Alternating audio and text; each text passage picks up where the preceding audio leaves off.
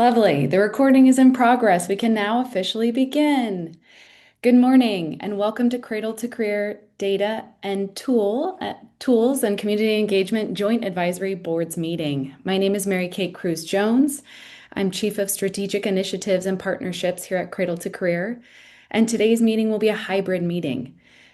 We'll have members conducting the meeting from their remote locations and some of our C2C staff operating here out of the office at 400 R Street. I want to warmly welcome everyone and thank members of the public who are on the line and who have joined us here today. Thank you very much for those folks. Before we begin, members, please ensure that you remain on camera. I can see your lovely faces and it's so great. We're doing this to be in compliance with the requirements of Bagley-Keene. And if at any moment, members, you need to step away from your camera, turn them off, or you're having connectivity issues, please just share that with us. And if you can't, because sometimes it's a little bit hard to get in, totally fine. Please feel free to reach out to Cradle-to-Career staff and we can help voice that over for you. Lovely. Let's take a look at the interpretation services that we have with us today. Translation, excuse me. Fabulous. So we are offering translation services in Spanish. So thank you so much, Aldo and Mark, for your help here today. If you'd like to listen to those comments in Spanish, please select the More option at the bottom of the screen that says Interpretation, and then select Language Interpretation and Spanish. From there, you will hear a live rendering of the comments in Spanish. And what I'd love to do right now is pause for our Spanish translator to share that in Spanish. Thank you. Fantastic. We'll do that now. Thank you, Mary Kate. Muy buenos días a todos que nos acompañen. Queremos dejarles saber que tenemos servicios de interpretación a vivo disponible para el día de hoy. Para poder escuchar comentarios en español, por favor, seleccione en la parte inferior de su pantalla el botón que dice más o more, o puede ser un globo terráqueo que dice interpretation. De ahí seleccione interpretación de idiomas y luego su idioma español o Spanish. Y así escuchará la interpretación en vivo de todos los comentarios que se den. Muchísimas gracias. Thank you, Mary Kate. Back to you. Lovely. Perfect. Thank you so much. What I'd love to do next is take a look at our land acknowledgement. So as we begin today, we acknowledge that this virtual meeting is taking place throughout the unceded territory of California, home to nearly 200 tribal nations. I'm joining today from Sacramento, the traditional land of Maidu, Miwok, and Nisenan people, whose presence, past, present, and future, we honor and respect. So what I'd love to do now is pause for a moment to reflect. We recognize that the ancestral land on which we are collectively gathered and our responsibility to support and foster learning through the dissemination of knowledge consistent with Cradle-to-Career Data Systems work to advance equity. We hope that this acknowledgement encourages individuals to think about what it means to occupy space on Indigenous lands, and we invite attendees to learn more about the ancestral lands on which they reside. And we have linked it here, nativeland.ca. Thank you so much. Taking a look at today's meeting. Again, it will be run according to the Bagley-Keene, it's not a mean act, Open Meeting Act, and there are 7 items in total on the agenda for us today. All companion materials have been posted on the Cradle-to-Career website. So for members of the public, if you're trying to follow along with us today, we have a visual that's represented here on our slide deck, and it provides the website link of where you can find those materials and how that information is displayed on our website. I would also like to share an exciting update to today's meeting. As we've shared in past meetings, the office is continually working to increase meeting engagement. So members, we now have offered Zoom reactions. This is a new feature and we want you to stay active with us during the meeting. So please feel free to use those features throughout deliberation or right now if you wanted to try them. Feel free to. Yay! There we go. Good. You found the button. It works. We love it. Way to engage already. So again, thank you members for joining us here today. We have 32 advisory board members and a very healthy representation with us here on the line. We do have a very full and engaging agenda ahead of us. Noting for folks following along and for our members, we have one lovely break that we hope to take at around 11:50 a.m. and then hoping to land that plane around 2 p.m. But we may be a little bit after that. So we'll see what the day has for us. All right. Now, this is a new slide, but one that I am going to integrate future state. I want to unpack with you all the intentions for today's meeting.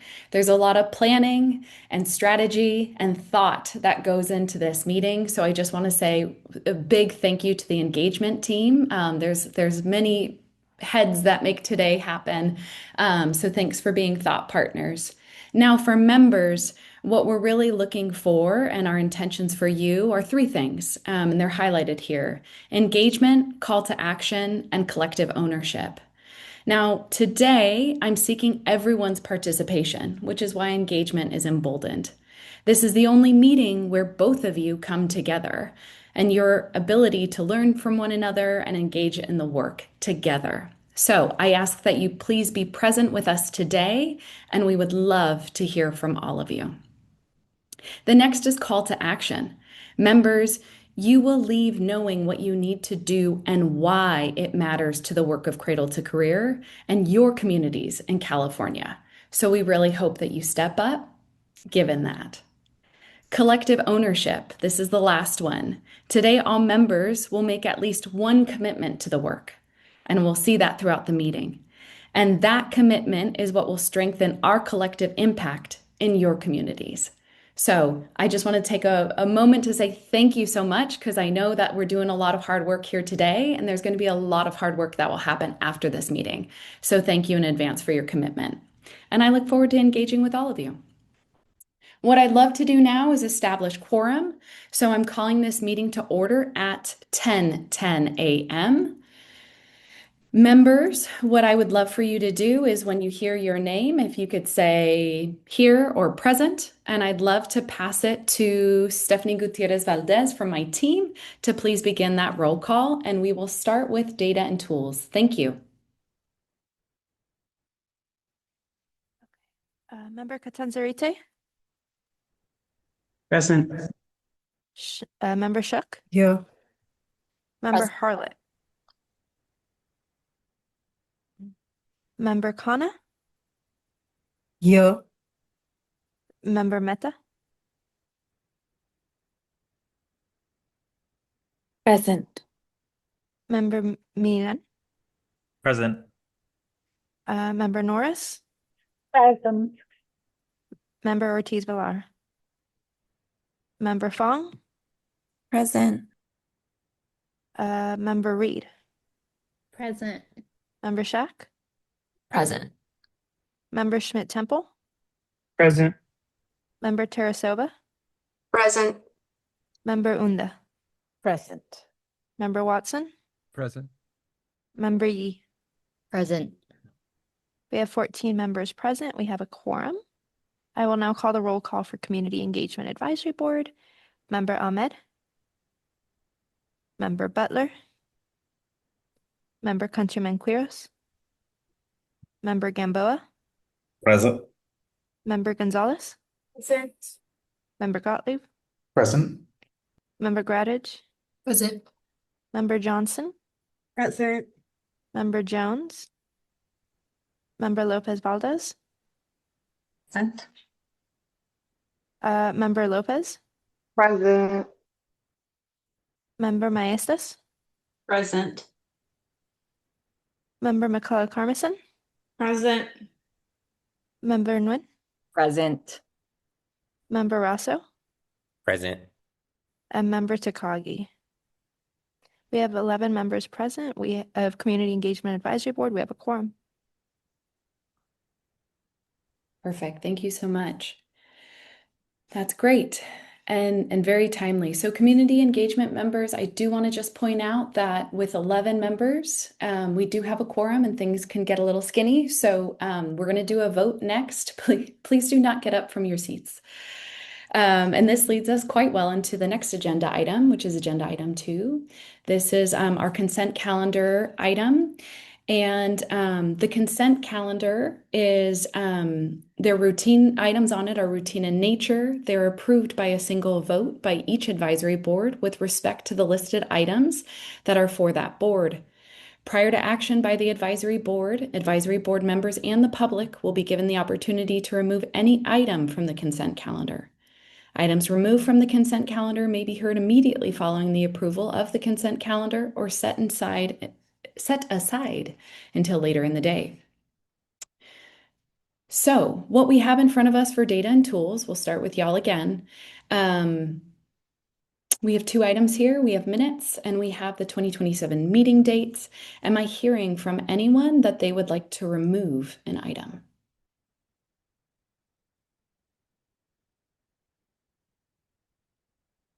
Brilliant. Hearing nothing.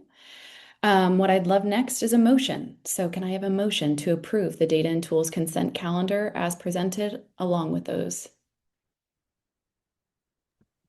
Member Reed moves to approve. Thank you, Member Reed. Second? Member Onda seconds. Brilliant. Okay, I have a motion from Member Reed. I have a second from Member Unda to approve the consent calendar. What I'd love to do next is pause for public comment. Stephanie Gutierrez Valdez, please take it from here. Confirming we have no members in the public in Sacramento wishing to make a public comment. Moving over to Zoom, please raise your hand at this time if you would like to make a public comment on the consent calendar. Okay, seeing no raised hands, that closes public comment.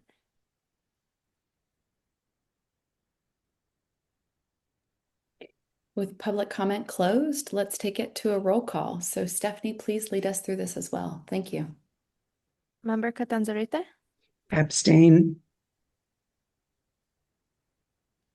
Sorry, abstain. abstain. Okay, Member Shook,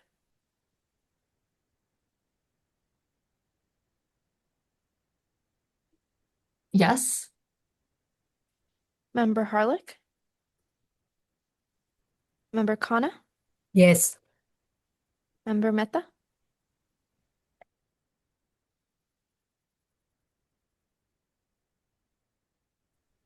Yes.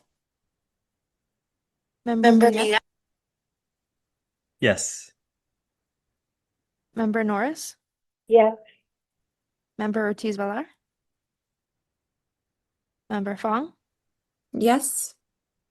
Member Reed, Yes. Member Shack, Yes. Member Schmidt-Temple, Aye. Member Tarasova, Yes. Member Unda, Yes.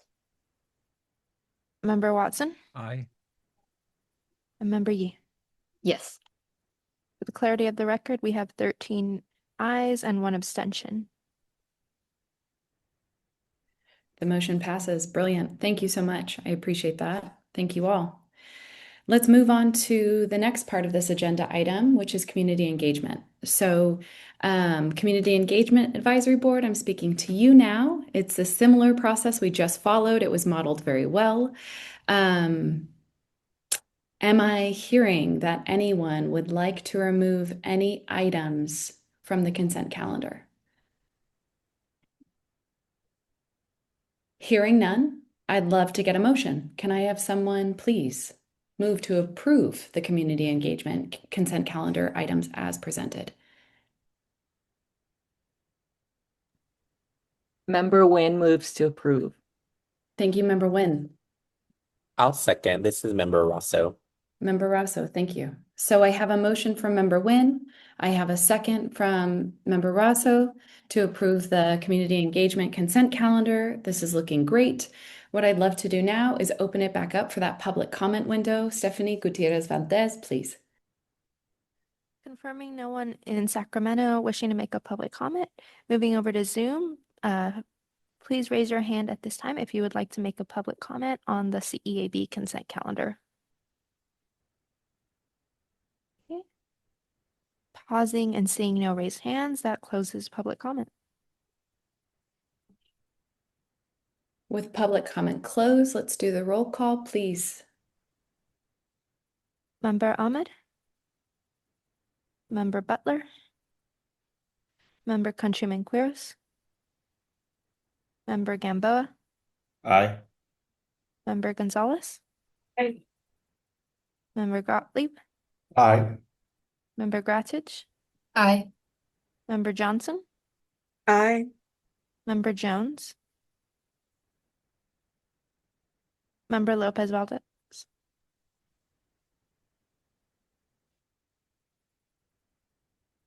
Member Lopez Valdez,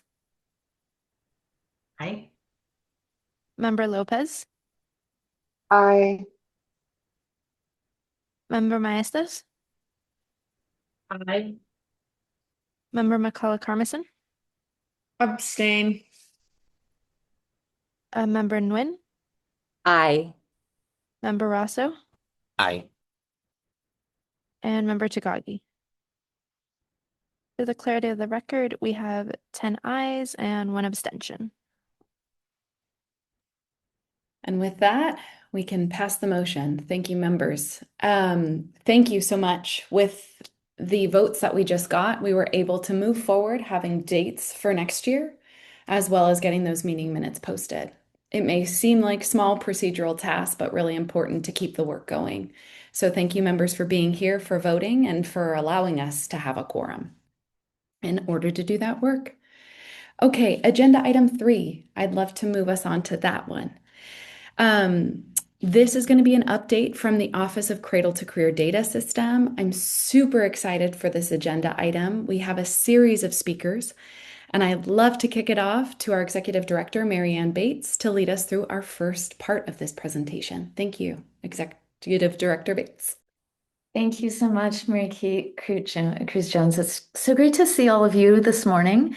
I'm going to spend a little bit of time walking you through some things some updates and things that we've been building since you last met this spring, and would love to answer any questions you have at the end. So if we can go to the next slide, please. You're going to hear later today about updates to the dashboard. So I'm going to skip over that first and just highlight that when we updated the dashboard with an additional year of data this spring, we also updated the Query Builder flat files with an additional year of data as well. So as you know, these flat files that are on our website, think of them as the neat and tidy CSV files that give you access to all 9,000 cuts of data that are behind each of the 6 visualizations on our website. And if we can go to the next slide.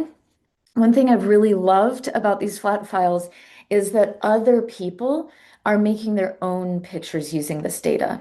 So you can see one by one of our very own advisory board members here. You can see some that PPIC and others have put together using the data from the dashboard to answer different questions than the 6 main questions that we have on our website. This is a success. This is a good thing. This is the data of the people of California, and it can be used in so many more ways than the visualizations of our dashboard alone. So first, wanted to share this with all of you so you can see some examples of how the data is being used. Second, if you use the data from these flat files, please tell us about it. If you learn about other people using the data, please help them tell us about it too. There's a page on our website where you can do that. Or as always, you can just email us and connect with us too. So we see it as a big success when our data is used by others in new and different ways. Next slide, please. All right, CalKids. We've talked about CalKids at most of the meetings you've had recently. Let me give you a quick update on where we are with that. As we talked about in your spring meeting, we helped the Scholarship Investment Board and the community colleges solve a data problem, right? Where the Scholarship Investment Board knows who has unclaimed or unspent accounts, but they don't know who's enrolled in college. Community colleges knows who's enrolled, but they don't know who have CalKids accounts that are not yet claimed. And so we linked that data through the data system and then sent information to the community colleges so that they could they can reach out to their students and say, hey, Marianne, did you know you might have an unclaimed account, and encourage them to take that up. Our initial pilot cut of the data identified 40,000 students with over $20 million in unclaimed scholarships. The next round of data that we'll soon be sending to the community colleges will have a significantly larger number of students and unclaimed resources available. So we're really excited about that work that we're going to be doing in the coming weeks. Next slide. So here, I want to do a call to action here, and you'll notice there's a little loudspeaker emoji here at the top of the slide. I'll have a few of these throughout the day and want to make sure I highlight them as ways that you can be engaged. These efforts around linking data for CalKids received some attention from the press and interest and participation from other education segments.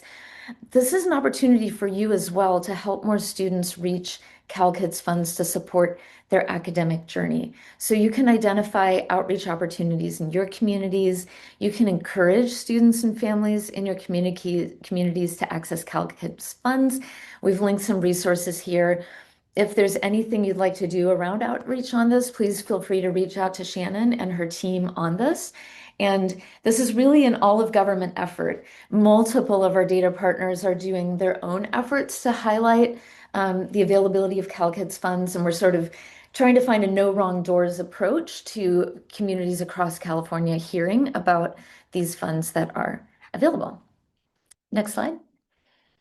This is from a press release about this from the governor. Through CalKids, we created free college scholarships funds for millions of children in the state. This new partnership will connect more community college students with scholarships already set aside for them. California is making it easy and affordable for students to access their college and career dreams. What I love about this collaboration is it's a really concrete example of using linked data to unlock resources for California. And as we talked about in the spring, these ideas and these collaborations were informed by ideas that you here on these advisory boards had. So it's a great example of ideas growing over time and becoming a part of the work. Next slide. All right, growing the data system.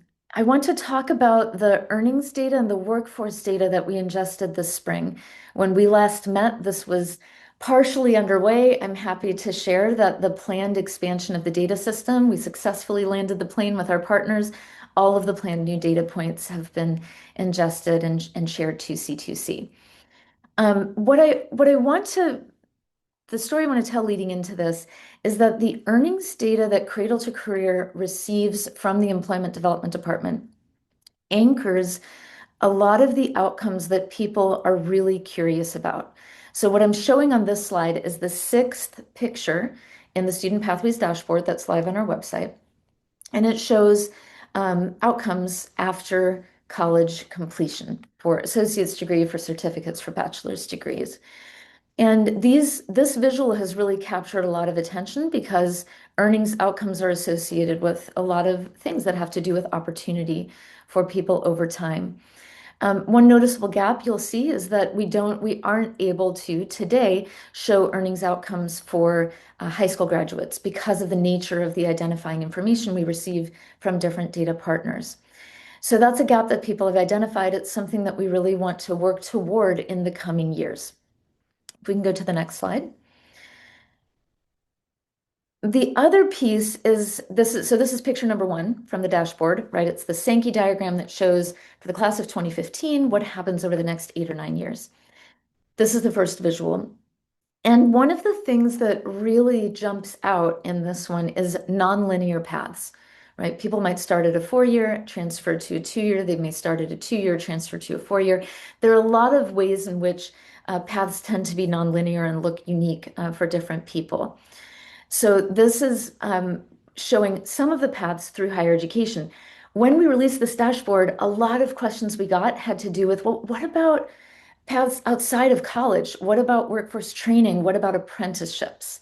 So I'm happy to share that this spring we received all of the workforce data from the state, from the entities under the Labor and Workforce Development Agency around job training programs and apprenticeship programs that are either coordinated through or funded through the state such that data flows up to those partners. We're really excited about that. Next slide. So as I mentioned, we received the new and comprehensive workforce data, The other piece, when I say we received new and comprehensive earnings data, we worked with the Employment Development Department to receive the base wage file. This is the earnings information that states use to understand workforce outcomes for people. Think of it as essentially being the earnings that show up on a W-2. So it gives us a lot of information. It doesn't give us all information. If you think of gig work, that might show up on a 1099, for example, when you file your taxes, as opposed to W-2. That's not visible in EDD's data. So think of this as being a lot of earnings data that gives insights into paths for Californians. I do want to make sure I share that caveat. It's not everything, but this is the standard metric that states use when looking at earnings outcomes. So receiving that comprehensive data from EDD will unlock the next piece in what I call the earnings data puzzle of being able to see insights in nonlinear paths outside of higher ed when we link that with the workforce training and apprenticeship data as well. So this was a major, major lift for our team and for our data providers over the last year, and I'm really happy to share that that data was successfully shared. I also want to give EDD a positive shout out here. They were the first of our data providers to share data with us using Snowflake's modern infrastructure to securely transmit data to C2C. The reason you should care about this is we have the infrastructure now in place to be able to receive earnings data from EDD in a pretty seamless way that requires little effort for the EDD staff, less effort than previously. I don't want to diminish all the work our data partners do, but it's a lot more seamless than the mechanisms we used previously. That's important because of all of our data points. The earnings data is the one that people will want to have the soonest and most frequently. So at this stage, we're still receiving the data annually because we receive the rest of our data annually. But the infrastructure is in place to be able to receive earnings data more frequently if that's something that we decide as an office to spend, that we can spend the resources on. And we have a specific use case for it that warrants spending those resources and doing that work. So this matters. Really excited and want to give our partners at EDD a major shout out for the incredible partnership over the last year on the earnings data. Next slide.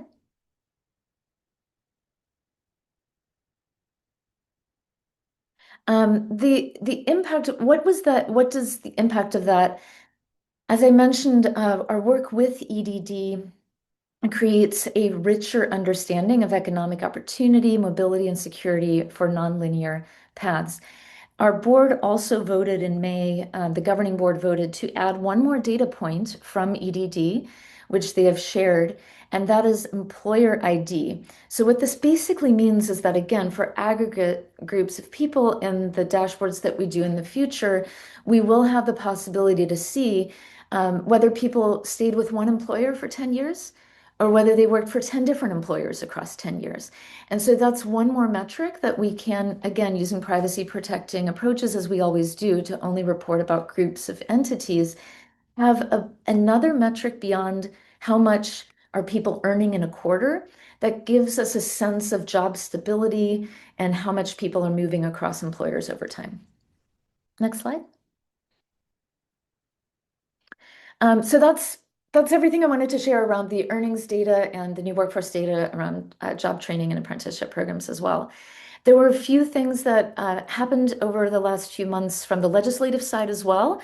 I want to highlight the Budget Act of 2026. This is for the upcoming fiscal year that just started, that was signed into law. And relevant to C2C, there were a number of things. One includes 1.3 million one time for C2C's role in Workforce Pell. And the Higher Education Omnibus includes the state implementation for Workforce Pell and includes roles for the Student Aid Commission as the authorized state entity that's taking the lead on Workforce Pell, and for C2C to also support that effort through the data that we link on behalf of the state. So that involves complex work around supporting the state's programs if they choose to apply to be eligible for Workforce Pell dollars, and requires a number of data collection and calculations by our data providers and the programs that are under them. So we're looking forward to working collaboratively with the Student Aid Commission and with our data providers on that work in implementing Workforce Pell in the coming year and beyond. All right, taking a step back, I want to think about the changes that we've seen in just the last few years. So our very first data submission happened in October of 2023. And at that time, 8 of our data providers all submitted historical data for the very first time in the same month, that October. This past spring, we had data from 16 data providers. So in just 2.5 years, we doubled the number of data providers providing data to the data system. And this was accomplished with a number of things. One, I just want to highlight the importance of trust and transparency. Really, having both the public and the data providers at the table through our governing board and our advisory boards is really critical because the people of California can have confidence that they know what's the data system doing, what data are we bringing together, and why, and how are we doing that. That strong governance structure matters because it means that data providers have confidence in sharing the data because they have a seat at the table. They know they will continue to have a seat at the table as we make decisions together around data privacy, around data security, around how the tools that we build are released and what they contain. The other thing, and here's where I'm geeking out a little bit, um, is we have one legal agreement, one that was first signed in May of 2022, and it has remained stable even as multiple new signatures have been added to it. And the fact that that legal agreement is unifying, that all 16 of our data providers are providing data under the same legal agreement really matters. That's what lets us then create these really amazing data tools that use all of that data because it's being shared with the same kind of authority, and that enables us to build data tools together. So that's been exciting as well. Another few updates, if we can go to the next. Oh, sorry, and I forgot to mention one thing. We have a really nice blog that my colleague Belicia wrote that's on our website. It's referenced here, Growth by Design, Doubling the Insights to Benefit Californians, if you want to know more about this expansion in our data providers. Speaking of new data providers, the Bureau for Private Post-Secondary Education submitted their very first batch of data to us this spring. This is important because this is the entity that regulates for-profit post-secondary institutions in California, and that will illuminate paths for people who attend those institutions, which we haven't had in our data system in the past. And this is new for BPPE as well. So data insights from that will be able to provide a deeper understanding of the different paths and outcomes and can better inform decision-making for students, for policymakers, for communities. So this is the newest data we've received. We're just starting to dig into it and have a lot we'll need to learn together with our data partner on this data and how we can use it. But I wanted to let you know that that data has been submitted to us for the very first time. All right, one more process point. As you may know, every August, our governing board members discuss and vote on our annual work plan for that fiscal year. The foundation for each year's annual work plan is the strategic plans, multi-year strategic plans that our board votes on. Just this past May, the board voted on and approved a brand new 5-year strategic plan. So it just started this month and will see us through the next 5 years.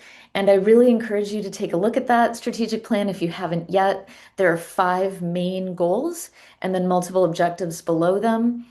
And we're now going to align our work plans in each of the next 5 years to that strategic plan. So tune into the August meeting if you're curious to see more or to provide input on the strategic plan.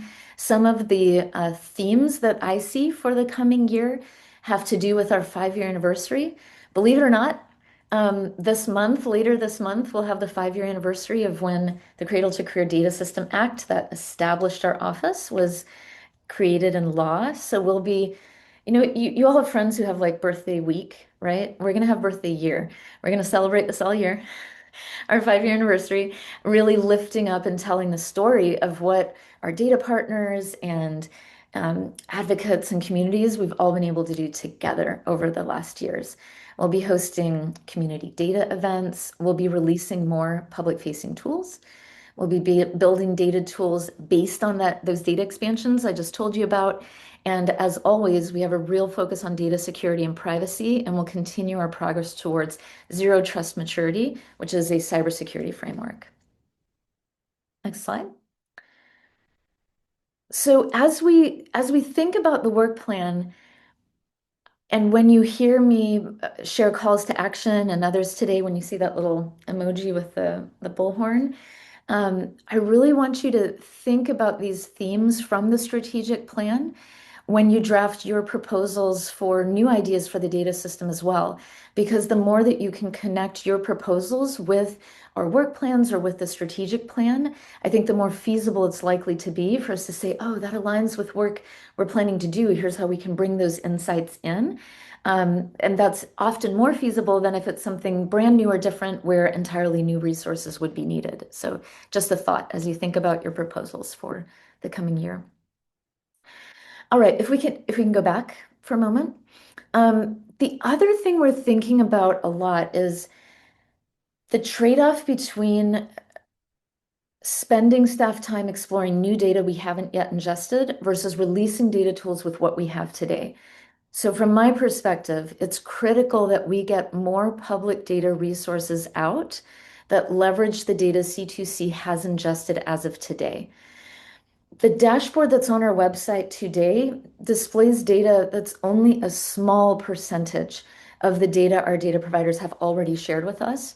And so that's part of why this next year we're really going to focus on releasing a dashboard for transfer students pathways, a dashboard on teachers, and a special focus on what we newly ingested this spring. So that training data, the expanded earnings data, the data for non-public higher education. And if our staff, the same people, right, who need to design and release those dashboards, who need to figure out how to get that earnings data into useful data tools, if they spend their time exploring, what could we do on new data around tax data or homelessness data or criminal justice data, those are all really important. And I feel like this year, given how much data we've ingested, we have to release more products with what we've already got today before we again turn to saying, what's the next expansion of bringing new data in? So that's my perspective on that strategy. Next slide. So let me zoom into a few of these in a bit more detail. Transfer student dashboard, we are working to release that in this next fiscal year. The data insights will illuminate the intersegmental journeys of students navigating the transfer process.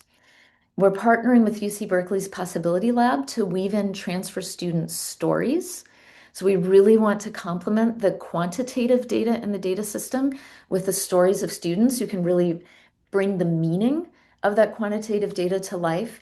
And remember, when we ran our student experience report last year, we specifically added questions around transfer experiences so that what we learned and heard from students in that survey, we do together with the Student Aid Commission, we can embed those insights into the transfer dashboard. So kudos to the team who had the foresight to build that in. We also hosted a community conversation last month where the public were able to share insights, ideas, and feedback that can really inform the design and development of the dashboard. And as always, we have those recordings live on the website if you want to take a look and if you missed that. Next slide. All right, I want to highlight some of the work with our data partners. One, the teacher training and retention dashboard will be next on deck after the transfers dashboard. So we're collaborating with the Commission on Teacher Credentialing, the California Department of Education, our higher education partners on the design and development and data inclusion for that. So that's going to be a really important, long-awaited dashboard as well. And we're really interested in hearing from educators and from communities as well. So we'll make sure we listen and learn as we develop that as always. The next one I'm also very excited about because it's an example of working with our data providers to make internal to the state data sharing and reporting more efficient and avoiding any reinvention of the wheel on data linkages as well. So as you may know, the Student Aid Commission has some required Cal Grant reporting that they do. And this year, we worked to set up the processes to provide the foundation for routine data reporting in future years. So I want to zoom in on this a little bit because we really believe in collaboration and iteration as a way to help our partners achieve their data goals with linked data. And I know any of you who've worked with data can relate to this, right? The public sees tidy flat files or a dashboard on a website. What's harder to see is how you get there. So in this case, right, our partners, the Student Aid Commission, the higher ed partners, identify the need for linked data. We figure out together, can we make this happen with the data that's in the data system? and then we analyze it together and make corrections over and over until it's ready. So it's really exciting to see this kind of collaboration come to life with our partners. And this example in particular, David Lang from our team and Abigail Barondess at the Student Aid Commission worked on those CSAC files for their upcoming dashboard and required reporting. So we delivered, not just one batch of files, but 3 iterations that CSAC can use for their upcoming dashboard designs. And on top of that, that now delivers the public higher ed segments, so the community colleges, CSU, UC, it delivers their files that are required as a part of that Cal Grant reporting to CSAC. So we'll have more examples of that in the future, so stay tuned. And the last thing I'll highlight here is that we're also really wanting to make sure that the linked data is useful for our data partners for their own research through the C2C Data Enclave.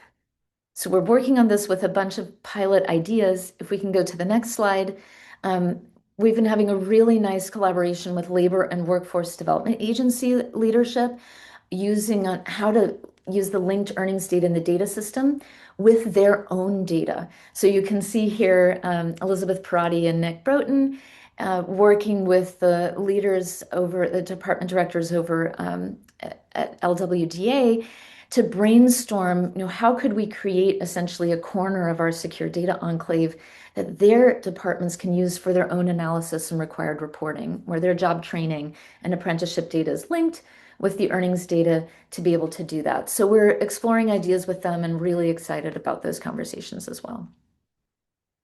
Next slide. A few other updates. We released a new report since you met called Informing the California Career Passport. We've talked about this. Think of the Career Passport as being a digital wallet that people can use. It's a technology intended to support skills-based hiring. We did a national landscape scan of early adopters and leading practices from other states and put together a summary of what we learned together with West Ed on that. So please take a look. It's been a really useful summary that's informed how the community colleges is working on this and how we're working together. The community colleges has also selected vendors to participate in pilots this summer.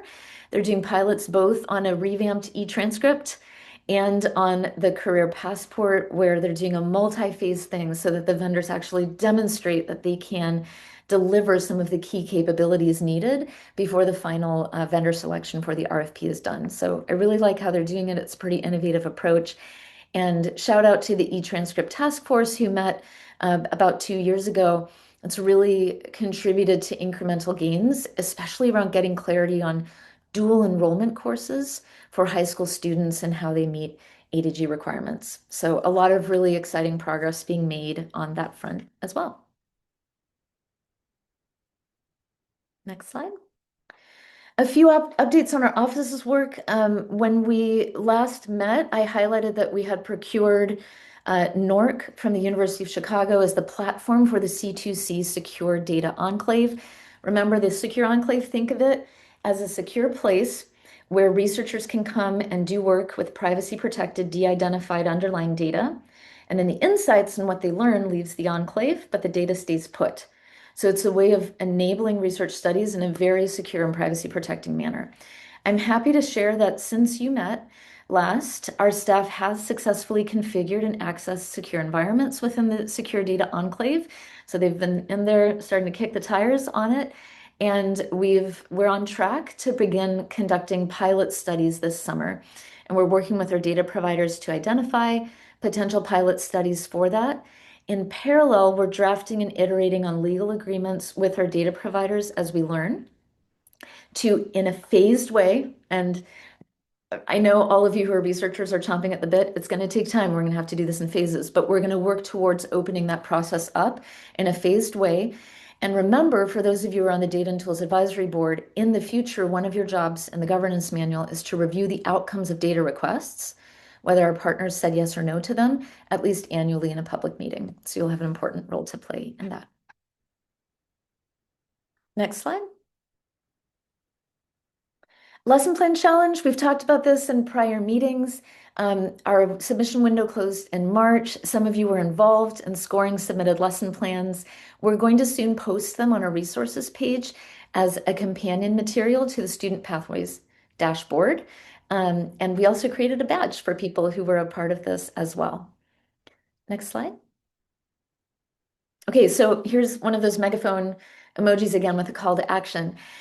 In the future, both for the current dashboard and future ones that we release, we're planning to just have an ongoing open lesson plan submission option where people can create lesson plans for this. You will be involved in the future process here. So there's an option for you to get involved here. Do you know a teacher? You can elevate student access to our tools and increase data literacy by uplifting the lesson plans that we're posting on our website soon to faculty in your community. Or you could submit your own lesson plan or encourage others to submit other lesson plans in the future. We're imagining this as an ever-growing library. So this is an opportunity to be engaged in that. We also had a number of community events as well. In April, we had our first regional data walk in person in San Bernardino, and we worked with educators and community leaders from the Inland Empire to explore real data. This was in partnership with the Blue Education Foundation and Black Education Congress.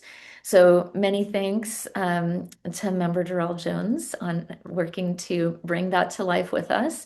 And also in April, we worked with the County Office of Education Data Visualization Network, which brought together educators across California to discuss communicating data-driven insights to different audiences. And so huge thanks to Member John Watson for working with us on that. Next slide. Okay, another call to action. If you heard about those events and you thought, gosh, I can imagine a really great event that my community could do with C2C, we'd love to hear from you. So we can make that a part of our 5-year anniversary activities over the next year. And things that you can do include, you could host a C2C data walk with your community and network, and you could think about how we can tailor that to your community's interests, needs, and goals. So we'd love to hear from you. Shannon's team is standing by. Or you could think about an upcoming event you're already planning to host and including a 2 to 3 hour block for Cradle to Career to bring a community data walk to an event you're already organizing. So lots of opportunities for that. Highlighting a few speaking engagements that have happened since you last met. I presented out to the Board of Governors. We're at a number of different events and conferences, hearings with the legislature, meeting with LWDA leadership. And the big themes that we highlighted in these events included linking data across education and workforce systems to improve opportunity. That's something that's very present and of interest to many. And particularly California's leadership on data governance is something that many other states are looking towards. The legislation we passed and our uniquely inclusive way of having both the public and our data providers having a seat at the table in the governance of this data system. Next slide. At our May Governing Board meeting, and again, the recordings of these, as always, are available on our website. Our partners at the Office of Data and Innovation presented on how our partnership with them to rebuild some of the architecture around our data ingestion is enabling a more efficient and nimble and stable data ingestion and validation process moving forward. And as I already mentioned, the board voted to approve the addition of EDD's new data points around employers.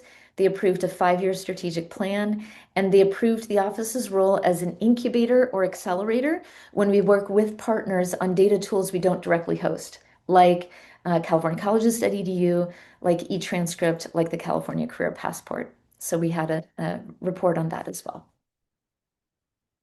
And I believe if we can go to the next slide, I believe that wraps up my section here. So I will turn it back over to Mary Kate Cruz-Jones. Wonderful. Thank you so much. As always, it's a very informative and love hearing our executive director speak about our work. Members, traditionally what we do at this time is we jump into member deliberation, and that's what we'll do in a moment. But we had a tiny issue with our Zoom link, and I'm noticing that we have a lot of wonderful new folks with us in the room, in the public Zoom channels here. And so I would just like to circle back to agenda item 2, where we approve that consent calendar, and ask if there's any public attendees that would like to make a comment on the consent calendar item. I just want to open it up real quick, pause. So, folks of the public, what that means for you is if you did want to make that comment, I'd love you to shoot up that hand right now.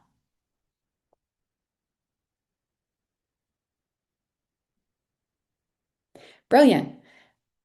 I am seeing one hand. Okie dokie. So what I'd love to do now is I'd love to pass it over to Stephanie Gutierrez Valdez to please lead us through public comment, as we have one public commenter and none in Sacramento here. Thank you.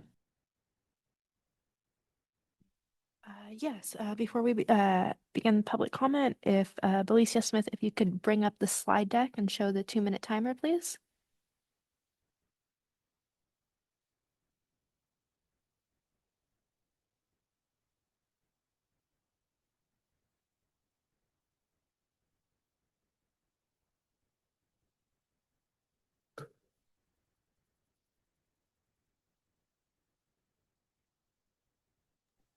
One moment, I'm sorry. This is saying that it's paused.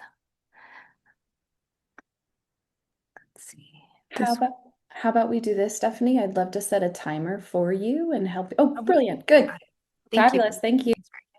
All right, I see one raised hand.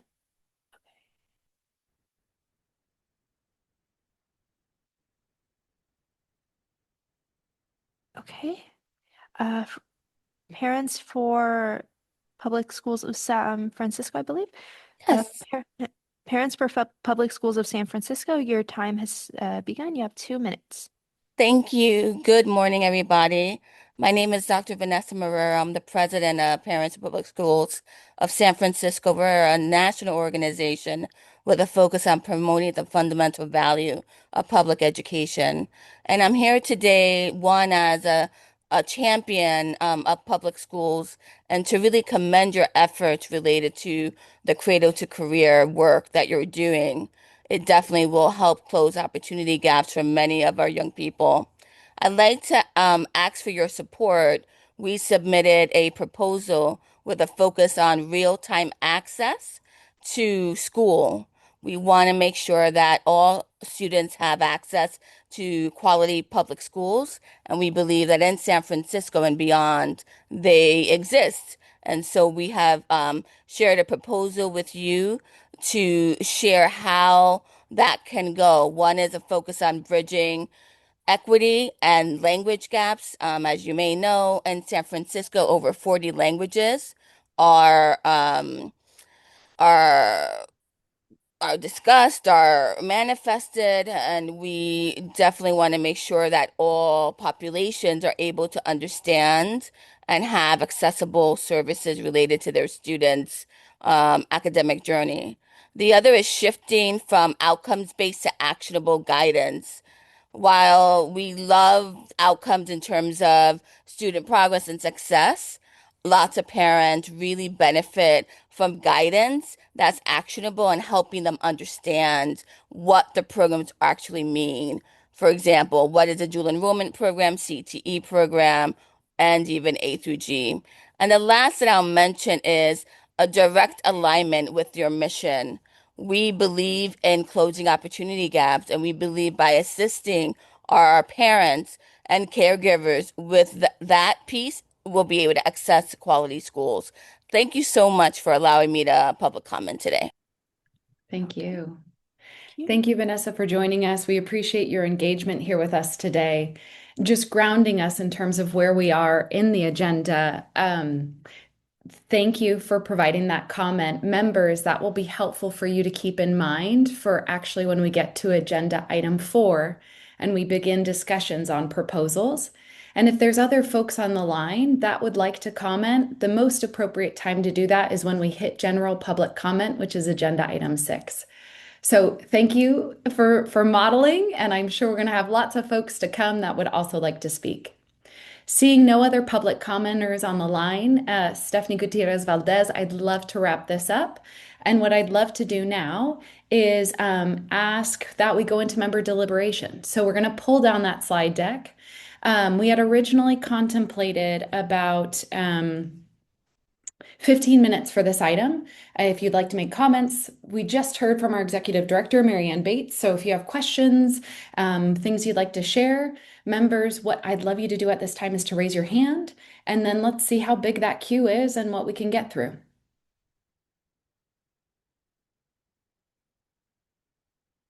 Or small. Okay, it's coming through. All right, let's start off with Member Reed, followed by Member Fong, and then Member Norris. Thank you so much. Hi, everybody. Thank you so much, Marianne, for those updates. That was really interesting. I had two questions. I wanted to go back to the beginning of your presentation, where you mentioned the CalKids work, and I thought that you had said that you had linked ScholarShare to TK to 12 data in addition to the community college data. Is that true? That's one. I don't know if we can pause there. And then my second question was about the EDD data.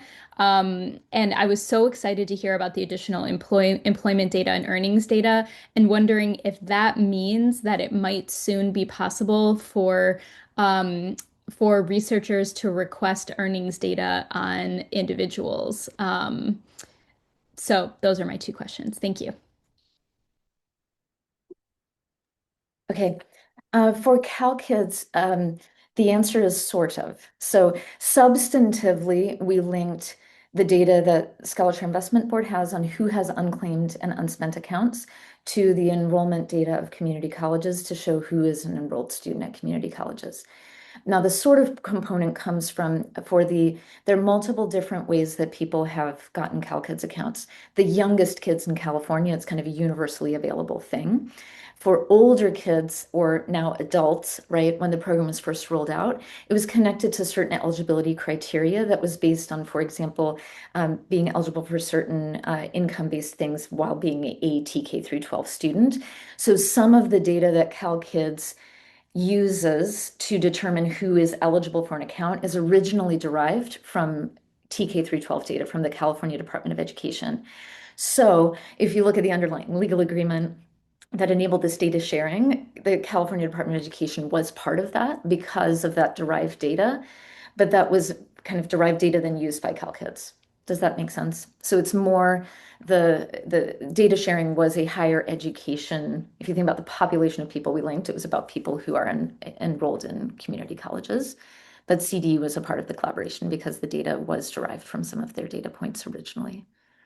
To your second question, when the research request process opens up, researchers will be able to propose studies that are done with any of the underlying data that C2C has linked. That includes the earnings data from EDD.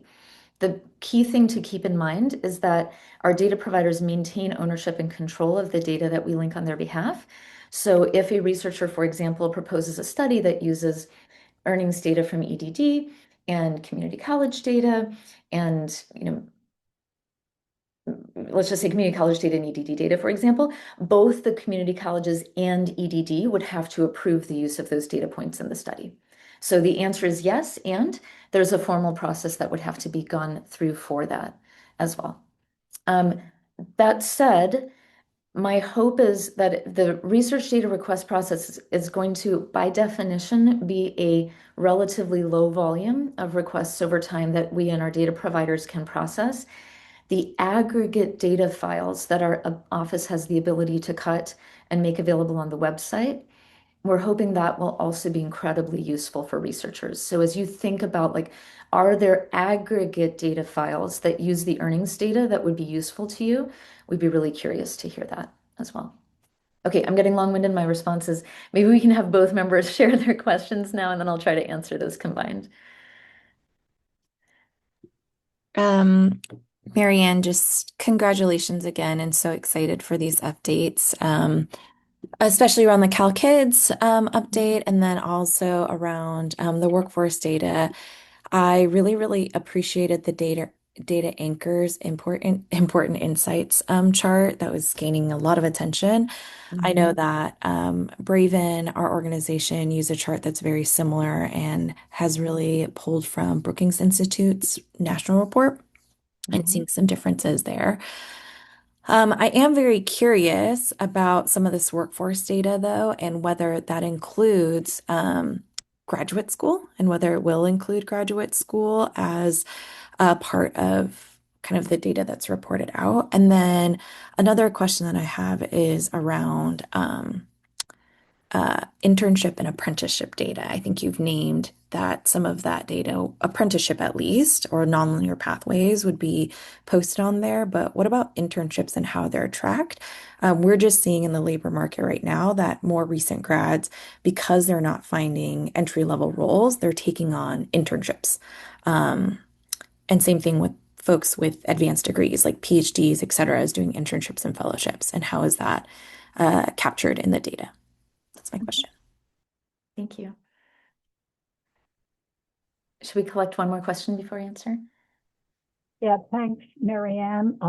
Thank you for this update and a big thank you to you and your team and congratulations on all the great accomplishments.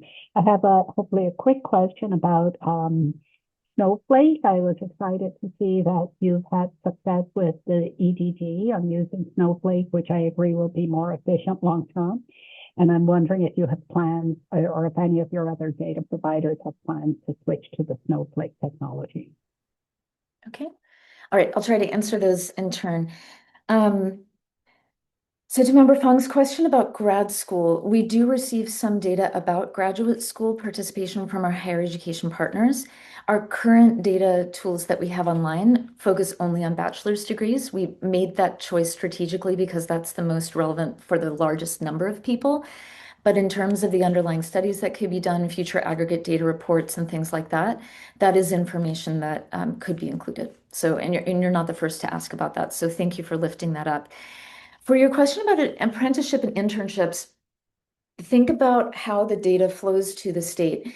Essentially, like, the apprenticeship data we receive means that it's apprenticeships that in some way had a connection point with the state, either in funding flowing or having a mechanism through which those apprenticeships are reported to the Division of Apprenticeship Standards under the Department of Industrial Relations.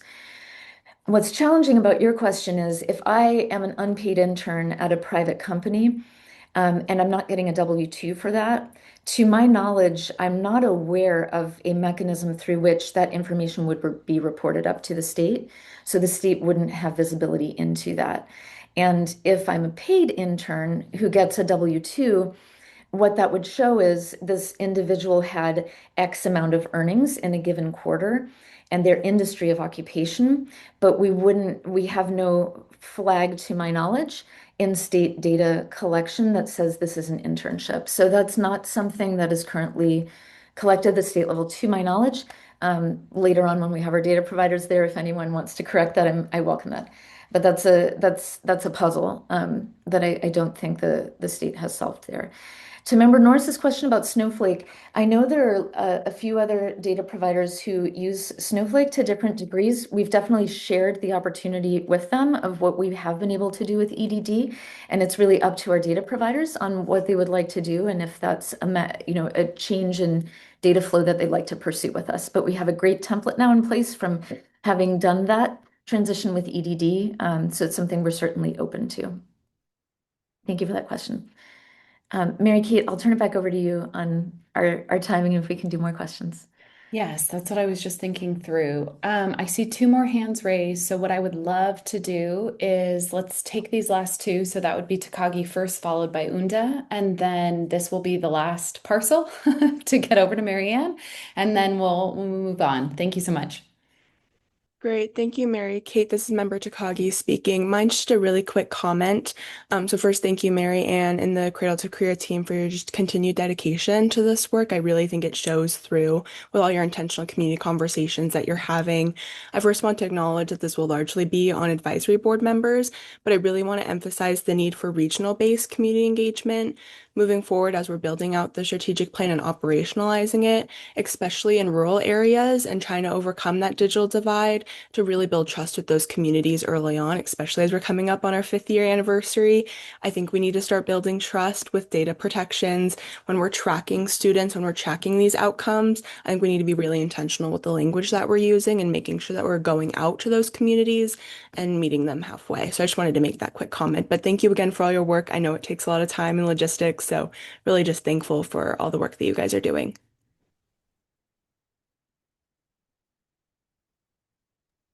Hi, Mary Kate. Thank you for being here and providing us with super interesting, relevant, and exciting updates. I have some questions about the transfer dashboard. I did attend the community conversation. I shared my questions there as well. So I just wanted to know what was your take regarding the questions that I have in relation to this dashboard. I was just wondering how these dashboard will relate to other dashboards that are related to transfer. I'm thinking about National Student Clearinghouse. I'm thinking about Data Mart, Data Vista.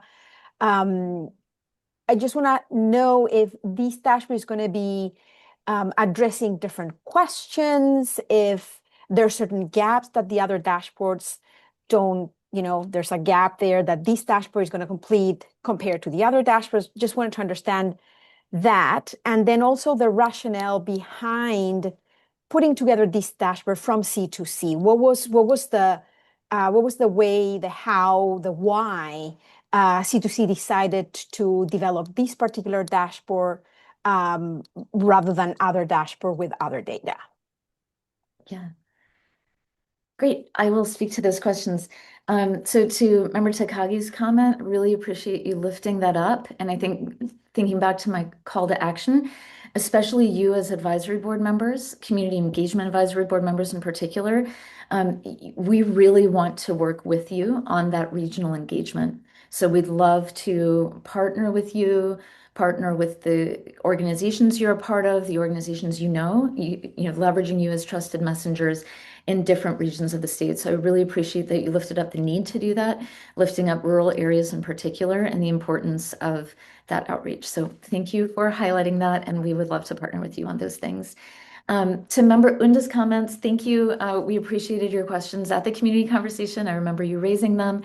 And I will let Ryan Estriato and his team answer those in more detail, either later today or in other meetings. I think conceptually at a high level, the way that I think of the California-specific transfer dashboard and the opportunities are to build the dashboard in such a way that specifically looks at what we have done in California that may be different from other states. So we're working closely with the AB 928 committee and looking at the Associate Street for Transfer and like all of these different policies and approaches that California has looked at. The data that we've received enable us to build a very California-specific view of that may be different from a national data tool that has a California view, if that makes sense. That's my very short answer to that. To your second question on why these dashboards, we actually had a very structured process for that. There was an 18-month planning period that preceded the launch of our office. Before the legislation even passed to establish our office, there was a structured, formal planning process that envisioned about 7 initial dashboards that the office would create, and they were driven by the priorities that were specifically spelled out in the original 2019 Cradle-to-Career Data System Act that called for the establishment of the data system. And it was specifically around TK through 12 experiences, the experiences of transfer students, long-term job outcomes as a result of higher ed, financial aid. There were all of these priorities spelled out in that legislation. And then in the planning process, people thought about how would we answer those questions? What specific dashboards could help address those questions? Then once those dashboards were mapped out, that drove the selection of the initial data points that were put on the list of things our data providers would send to us. So from that beginning part of the planning process, the pathways of transfer students was lifted up as an incredibly important role that Cradle-to-Career would play because we bring together the K-12 and all of the higher education data, including beyond public higher ed. So that's why those were there. We still have a web page on our website that describes the plan dashboard. So you can go ahead, you can find those on our website and see what was the original plan, and then we're working towards releasing those different ones. All right, back to Mary Kate. Perfect. Wonderful. Thank you so much. I appreciate that. Member Schmidt-Temple. Forgive me. And you can also skip over me. I can go later. Quickly. Thank you so much. One of the points that you made, Marianne, was around putting out more cuts of data and focusing on that maybe as a priority rather than ingesting new data. And I think that's something that I'm really aligned with. And I think that's really important. The more data that people can touch, the more useful that the system is. And the only way to get more people to do that is to have more cuts. I'm wondering some of the challenges of that. Just like, what are the challenges of like just getting more cuts of data out to the public? Does it always have to be related to a dashboard? And just like what are some of those challenges? Just because it seems like we have that data, but I'm just wondering how we get it out to the public. Okay, I love this question. I'll try not to be long-winded, Mary Kate. The biggest challenge is just the time it takes to thoughtfully create something that will be useful for the public. And the way I would talk about this is a dashboard takes a ton of effort because it needs to be intuitive for anyone to use. You shouldn't have to be a data wonk to be able to understand what it is. So dashboards are the highest effort thing our team does. I think in part, including from some of the ideas that came from your advisory board this last year around, data reports we could make for LEAs, we want to, in parallel with those two dashboards we're working on this year, work on aggregate data reports that do not yet have a dashboard associated to them. Now, this is going to be a learning process because maybe we'll find that people say they want a report and then they don't actually, if there's no associated dashboard, like, I can't understand this CSV file. So we're going to try it and see what the response is and how people use it. But we do have the opportunity to create aggregate data reports without an associated dashboard. And I think part of what we might try over time is say, let's put a couple different data reports out there, look at how it's used. And then the things that seem to have the most demand, maybe we would prioritize those for dashboards as well. So with everything, we're going to iterate, we're going to test and learn, we're going to try this out. But it's not, I don't want to minimize, like thinking of Ryan's team members who are listening to me talk right now. I'm like, don't say this, Marianne. It's also really hard to create public use data files and making it sound too easy. But it is a lower level of effort and development time than a design dashboard. So we want to try that too and see what we can produce on the data report side and see how people respond to that and whether they find it useful.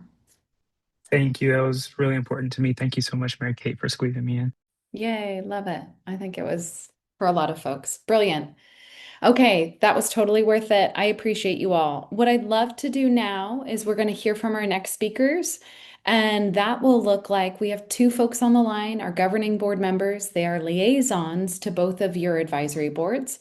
We have member Gonzalez Vasquez with us. She represents the liaison for data and tools, as well as member Nellam, who represents community engagement. So Ana Luz, please, I'd love to kick it off to you here and now. Thank you.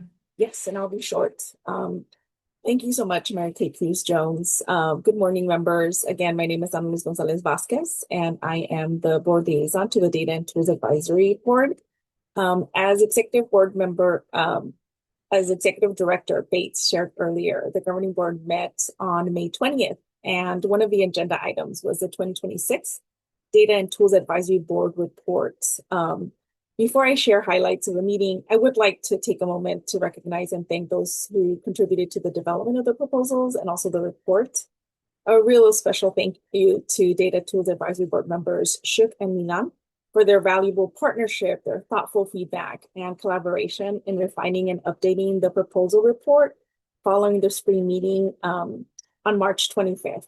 I would also like to thank all 6 proposal authors, member Catanzarite, Ortiz Villar, Huang, Shak, Tazanova, and Watson, for their valuable contributions and for the time and effort and thoughtfulness they invested in developing these really important proposals. The governing board responded very positively to the proposal reports, and they engaged in a very thoughtful and substantive conversation around the recommendations. They expressed appreciation for both the quality of the proposals and the collaborative process that informed their development. On the screen, you'll see a few comments shared by governing board members during the meeting that highlight the value of your work and the impact of the advisory board's contributions. They also made some really great suggestions on how to better prepare for those meetings, which I took very good notes on. I really look forward to another exciting proposal process this year and to hearing the innovative ideas and perspectives that members will bring forward at the fall meeting. And at this time, I would like to invite Member Nullum to share a few words. Good afternoon, everyone, and thank you, Member Gonzalez Vasquez, or good morning, I think. My name is Chris Nellum. I serve as the liaison to the Community Engagement Advisory Board. I'm excited to be here today to share a few updates from our May Governing Board meeting about the 2026 Community Engagement Advisory Board Proposal Report. Before I do, though, I'd like to, of course, thank members Jones and Lopez Valdez for their leadership in updating and finalizing the Community Engagement Advisory Proposal Report following the meeting we had on April 8th. I'd also like to thank the proposal authors, members Gamboa, Johnson, and Takagi, for the care and expertise they brought to preparing such thoughtful and impactful proposals.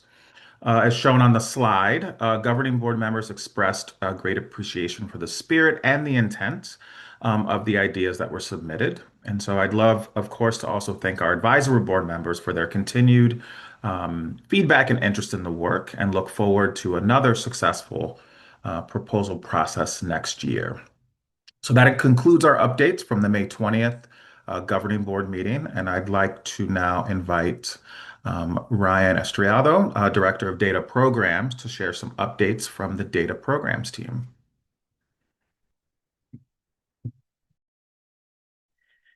Hi, good morning, everybody. It's nice to see everybody again. My name is Ryan Estriado, and I'm the Director of Data Programs. And I oversee the user-centered design of the data tools that the office builds from the linked data in the data warehouse. And so today, for my part, I want to share updates on a couple of things. The first is going to be our redesign of the data dictionary and why we're doing it, and then we'll also talk about the transfer dashboard, and then we'll have some time to talk amongst ourselves about those two things before we have some time to play with the updated student pathway dashboard also, which I'm really looking forward to. But first, let's start with the data dictionary. This is actually a callback in a way to Mary Ann's update where she talked about the secure data enclave and the research request tool.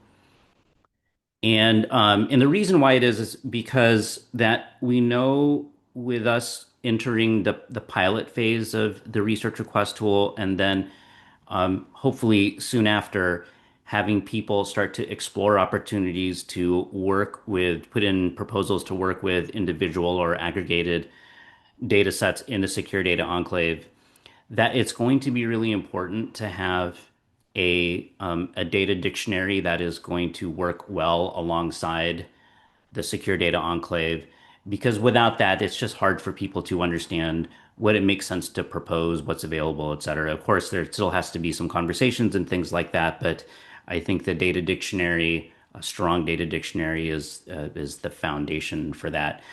So this is a project that Dr. Heather Daniels on my team is leading, has been working on this now, and we're getting ready to launch the first version of it this summer. And as with any product that Cradle-to-Career builds, there's always a focus on a primary audience, but then also finding ways to meet the needs of other audiences. That's very much the nature of our work. But for this first version, what Heather is really focusing on is developing a data dictionary that is downloadable and machine readable for the entire data set, and that has clearer information about the variables that are updated, how much of it that we have, and what we can expect. And so that's almost ready. Like I said earlier, we're looking to have something out later on this summer, and then of course we'll continue improving it. But I'm bringing it up here because I wanted to make the connection and thank you all for the work that you've done, giving us feedback on the initial designs. Heather has gone back and synthesized all of that information and has applied it to ready this first version. And then also to preview for you that we're going to need more of that because version 2, of course, will be right around the corner. That's going to be covering user needs beyond just researchers who are working in the secure data enclave. And we'll need some feedback there. So this is to say, we are still working on this first version, almost ready. Thank you for your work and get ready because we're going to need more of it. The next thing that I want to talk about is the transfer dashboard. So earlier, Marianne had talked about this a little bit. I'm just going to go in just a little bit deeper into the general design direction that Dr. Elizabeth Parati, who's a project owner here, has identified based on the initial designs or the initial design research. And the connection that I want to make here is that last year we released the student pathway dashboard, which is, of course, as you know, is a linked data story that shares the experiences of students who are planning their life and living their life after high school. And we see the transfer dashboard as zooming into one specific experience within the student pathway dashboard. And it's interesting because when we first showed that, a lot of the questions that we got was, if you remember, like in the Sankey diagram, there was there was some suggestion there of transfers, and folks wanted to know more about that story, and this is sort of the answer to that. The problem that we are working really hard to solve here, and that we believe and hope that the solutions are going to be right for, is that all of the data for telling that story well exists, but they exist in different agencies. And so, of course, like when they're separate like that, it's hard to be able to tell the story and make that story both authentic and also accessible for the folks who really need to be able to hear that story because it reflects back on what they are currently experiencing, but then also because they themselves are planning life after high school, which might include a transfer from a 2-year to a 4-year. And the solution to that, of course, is both the linked data, but then displaying the linked data in a way that is relevant to a person who is going through that experience or maybe looking back at that experience and and learning that what they went through, many other people went through, even in these what they might have thought are more niche sort of transfer situations.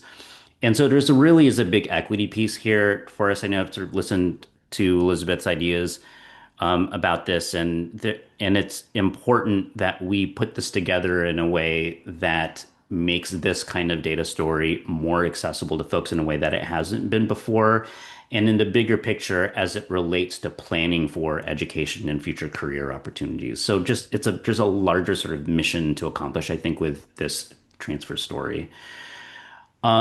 We are still in the middle of the designs. I've seen the initial visualizations, and we are going to very soon begin collecting information and feedback reactions from you and from other people. But we can say now that the focus of the stories will be both on students transferring, but also crucially the outcomes of the transfer, including wages. And that's really where I think there was a question earlier about what makes this different from other dashboards, and it's different in a few ways, but wages and outcomes, labor related stuff is one of the primary ways. Next slide, please. Earlier, I said last year's Pathway dashboard is the high level story. This is now like a specific chapter of that story. And the exact framing of the research questions is still coming together and being revised based on feedback. But we do have now a specific direction around 4 questions, and I'll just highlight those here. The first is how many students transfer 2 year to 4 year. The second is for students who go on that journey, how long does that journey tend to take? The third is what are all the different ways that folks do that, the different pathways? And then finally and crucially, along the different steps of those pathways, what are the short-term and long-term outcomes, including wages, which again is a really important story to tell, and one of the main ways that we want to complement what's currently out there from the National Student Clearinghouse and others. Next slide, please. Something that we've learned across all the projects that we've done so far through user-centered design is that in order for us to meet the needs of multiple audiences, that we've got to go beyond just the charts. We serve the California public, and the California public is really diverse in a lot of ways, and also in the way that they use data and that they need to use data, or the sort of stage that they're in and becoming proficient in using data. And so charts alone, uh, we knew a page with 2 or 3 charts and nothing else was probably not going to do the trick. So you see in the student pathway dashboard, we surround it with a lot of story.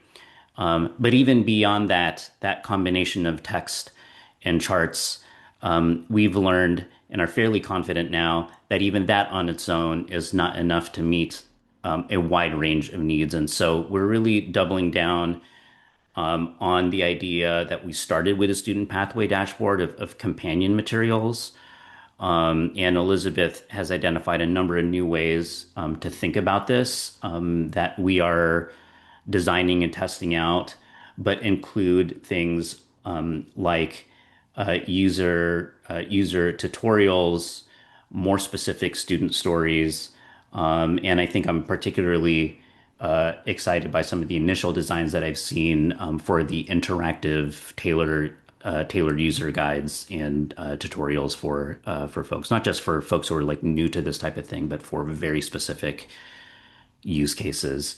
So I think what you can expect to see here in the long term is a more complete suite of companion materials. But in the short term, this stuff will be out in the public for testing and for getting feedback on very soon. Okay, so those are the first two things I want to talk about, the data dictionary, and then a little bit more on the transfer dashboard. I want to close here again by saying that the way that we work is to do initial design, build the prototypes, and then get a conversation going with you and with others, and then revising. And that center part, getting feedback from you and then revising, is so critical. It's just, there's no way that we could arrive at the solutions that we do if we are just creating stuff in our minds and then delivering that to the public. And so I really want to express gratitude for that. And I hope that you can see that your role in that is evident in the things that we make. I hope that you give yourself a pat on the back for that and can recognize that, because we're definitely grateful for it, and we'll be asking for more. So with that, back to Mary Kate for the next part. Perfect. Yes, thank you. So what I'd love to do here is open it up for member questions and comments. You just got a lovely talk from Ryan, and update. So members, do you have any reactions you want to give us, questions you want to ask? Fabulous. I see member Takagi. Let's pull the slide. Ooh, lovely. Let's pull the slide deck down.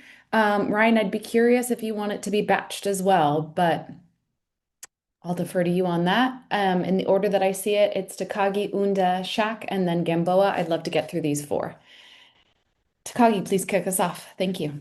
Great, and thank you, Ryan. I'm really excited for this dashboard, especially as a former community college transfer student. I'm really excited to see just the dashboard. I think it's going to inform so many conversations, so really looking forward to it and supporting C2C's effort in this. I did have 2 questions.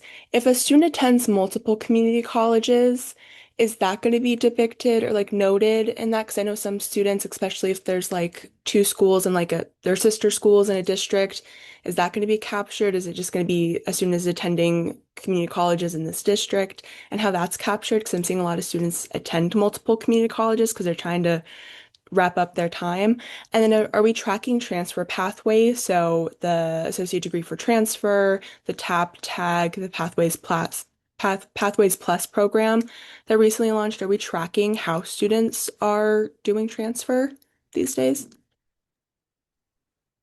Thanks for the question. I have Elizabeth slacking me, helping me, who's definitely the better person to answer this. But the short answer is that, yeah, we're going to be capturing that the data, the multiple community colleges um, transfer path.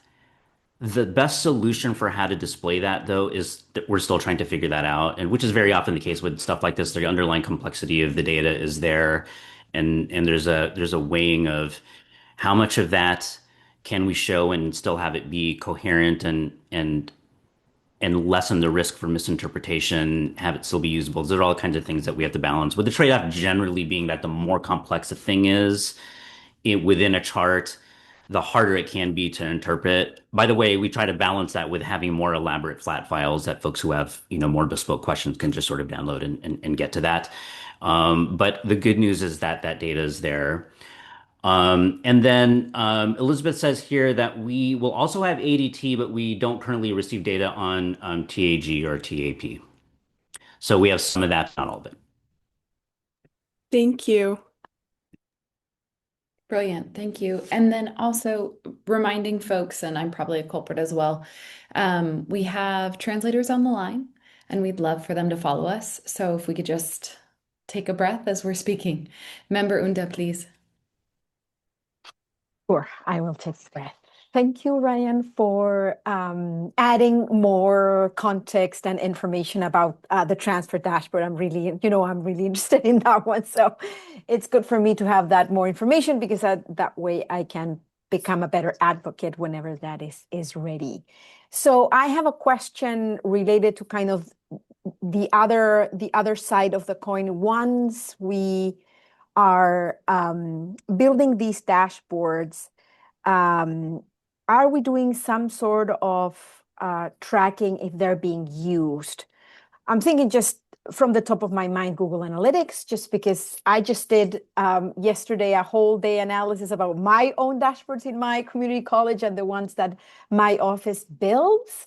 So I'm just wondering if you're not doing it right now, if you're planning to do it, because that will give us really good data about what we're doing as C2C.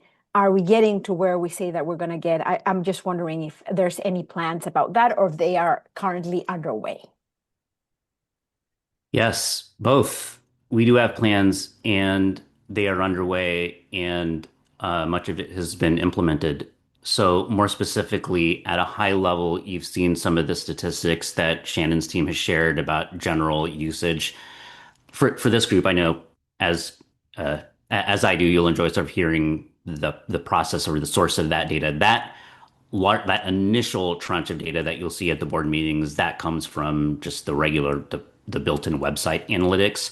But we've evolved that and have now started using more of the Google Analytics, the suite of reports that come out of that.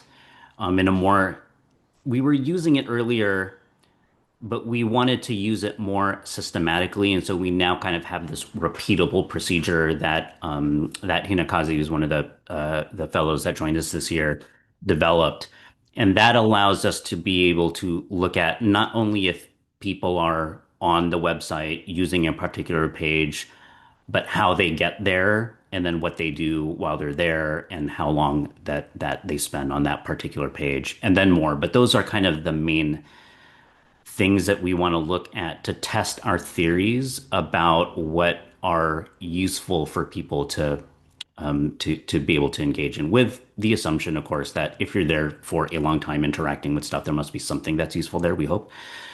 But that's where we are with that, and I expect that will continue to grow. Thank you. You're welcome.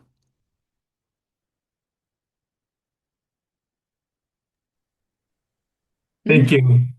It's on me, Member Shack. I have two questions to ask. But first, I just want to say that I really appreciate the progress on the data dictionary, as well as the user-centered approach. I just think it's so valuable to democratize the process. So kudos there. On transfers, I think two questions that kind of stick out to me. One is um, I like the idea of framing it as like a chapter within the pathways. And I'm wondering, are you specifically focusing on high school students who kind of initially start off in community college and then progress through? Or are you thinking about it as sort of a broader um, story to tell around older students in other scenarios? And how would you be able to filter between those sorts of scenarios? Because I think they're quite different.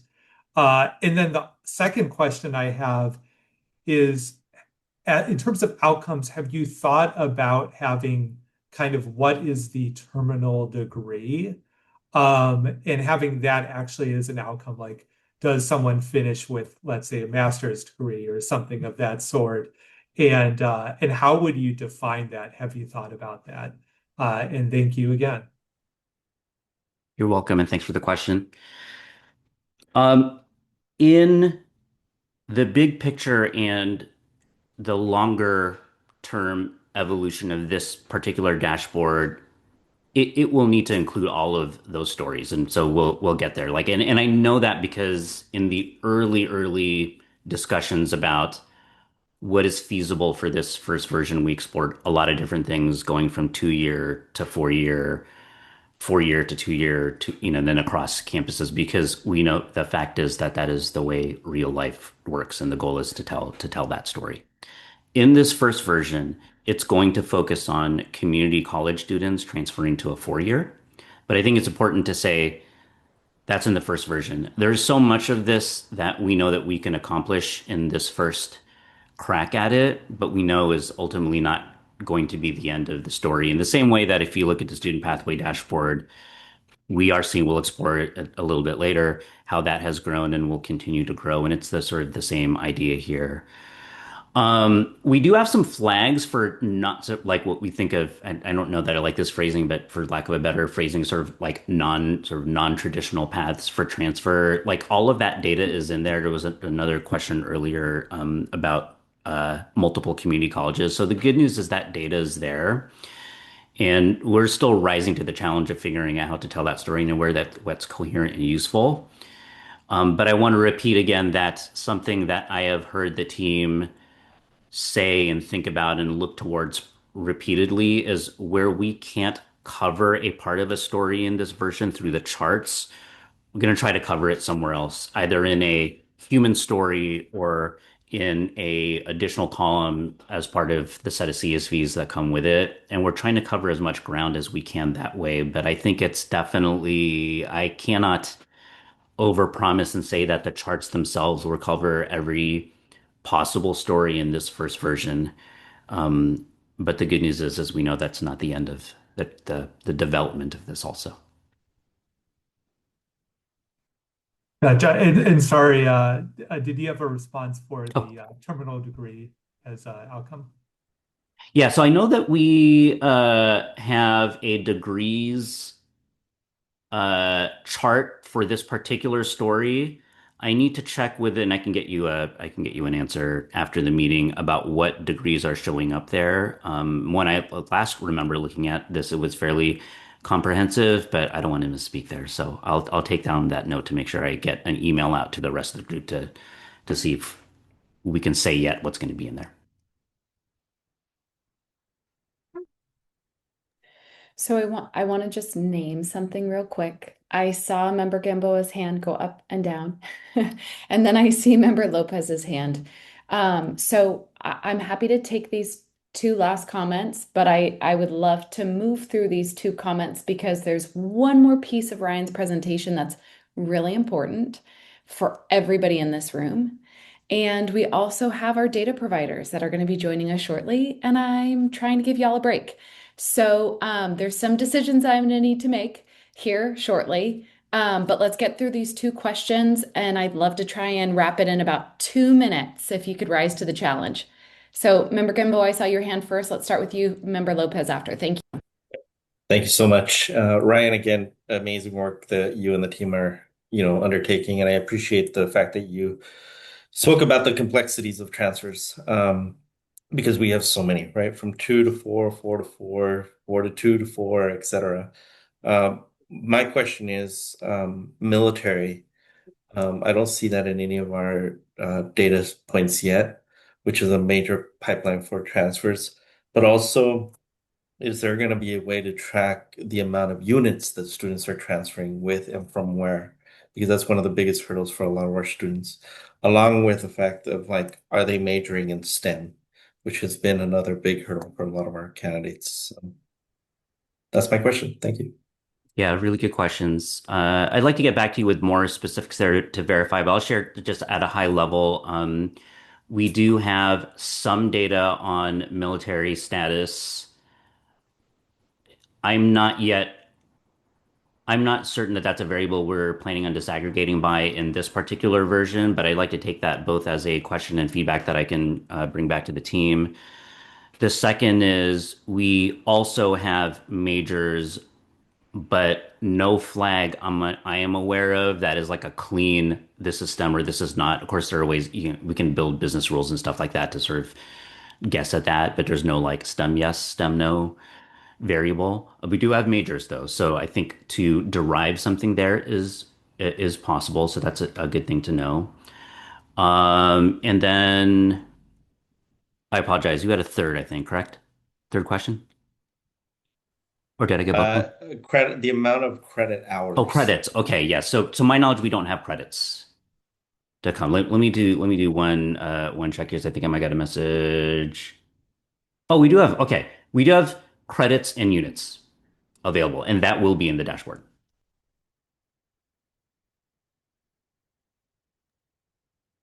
Hi, this is member Karina Lopez. I'm also excited for the transfer dashboard since I serve as a community college counselor. And this will really inform a lot of the work or like reports that I do to our board of trustees and things like that. I just wanted to reiterate a little bit of what you already said, Ryan, just the importance of including the qualitative data, the with the quantitative data. So as like I put on my practitioner hat, yes, I'd love to know how many of my students are transferring and what major and things like that. But I'm more concerned with, or I really want to learn, like, what helped the student successfully transfer? Like, what resources, programs, or people? How did they choose their transfer schools? UCs versus Cal State's public versus private, nonprofit versus for profit. Um, or even if a transfer journey was shorter or longer, what impacted that timeline? And so I'm really looking forward to the stories being tied to the dashboard because not only do I want to see the numbers, but I want to see the why and the hows behind that. So I just appreciate the effort that's going on to capture the qualitative data because sometimes as a non-data person, that's what I'm most excited to connect the actual data with. So just thankful for your team and all the hard work and just looking forward to the stories behind the data as well. Thank you for saying so. I'm really excited about the way that this dashboard is coming together as a human as a human story it's clear it's not done yet, but it's clear to me even in the stage that we're at that this is it, the team is working really hard to make this a dashboard that is for students. Look, dashboards are going to have different audiences, and I think as we produce other ones that there will be different ones. But I'm really excited about the way the design elements here are aimed at making this something that students will look at, not just the charts, but the story and all the surrounding things that will make them feel like it's for them. And so it's clear to me that we're heading in that direction based on the designs, and I'm all for it. Love it. Perfect. So here's what I'm thinking, members. Um, What I'd love to do, I'm just going to name it out and all the intentions. I'd love to give y'all a break. I want to come back. We'll do the data provider question and answer session. And then y'all have member ideation, right? So this is where you would share, where you're at with the public proposals or your own ideas. I might be shrinking that section down. Originally, I'd contemplated giving y'all 45 minutes, but I think we're going to have to cut from someplace. And that's maybe where I'll do a little cutting, a little snip. And then when we're ready to kind of transition from that item, Ryan, if you could be so kind, I'd love to have you come back and give us that student pathways dashboard training. Now, members, remember this is a really important piece for you today because this is where you're learning, this is where you're building your confidence. And then from here, we're having you evangelize the work in your communities. So I don't want us to lose thought there. If this is amenable to folks, I'm seeing lots of smiling faces. You could give emojis of I see nodding faces. Okay, great. So let's do this. I want you back in your seats at 12:05. And I know that that might feel tight, but go, scurry now. I'll see you back 12:05. Thank you. We have our recording started. And we have a healthy amount of members with us. So what I'd love to do next is if we could advance the slide. Beautiful, thank you. And transition us into our next agenda item, which is agenda item 4, and that is the discussion of the 2026 advisory board proposal process. So what I'd love to do here is pass it off to Stephanie Gutierrez Valdez, my colleague, and thank you to data providers for being on the line. And what she'll be doing is some introductions, so please kick us off. Thanks for the introduction, Mary Kate Cruz-Jones. Good afternoon, advisory board members. We're going to begin this agenda item with the C2C's annual Summer Joint Advisory Boards meeting data provider question and answer session. Okay, the governance manual lays out the following objectives for today's session. So advisory board members will learn more about available data points. Advisory board members may ask questions of the data providers about additional information that might be useful to access through C2C, and data providers will help share information about data only available through C2C's data providers. Okay. So this year's data provider question and answer session is intentionally set to look a little different from past years. So to give our data providers enough opportunities to prepare thoughtful and accurate responses, the office asked members to submit their questions by June 26 and shared with members that only questions received by that date would be considered for today's session. So I want to thank members Lopez Valdez, Shack, Watson, and Takagi for submitting your thoughtful questions. However, due to time available for this agenda item, the office did prioritize 8 questions for today's discussion to ensure that each data provider has an opportunity to respond to at least one. The questions can be found in the member proposal workbook data provider question and answer section, which includes a dedicated space for members to write down key points and responses. This resource is also posted on the C2C website for folks of the public wishing to follow along. So folks may have noticed some new faces who have joined us after this break. So I'd like to take this opportunity to welcome all of our data provider subject matter experts who have joined us this afternoon.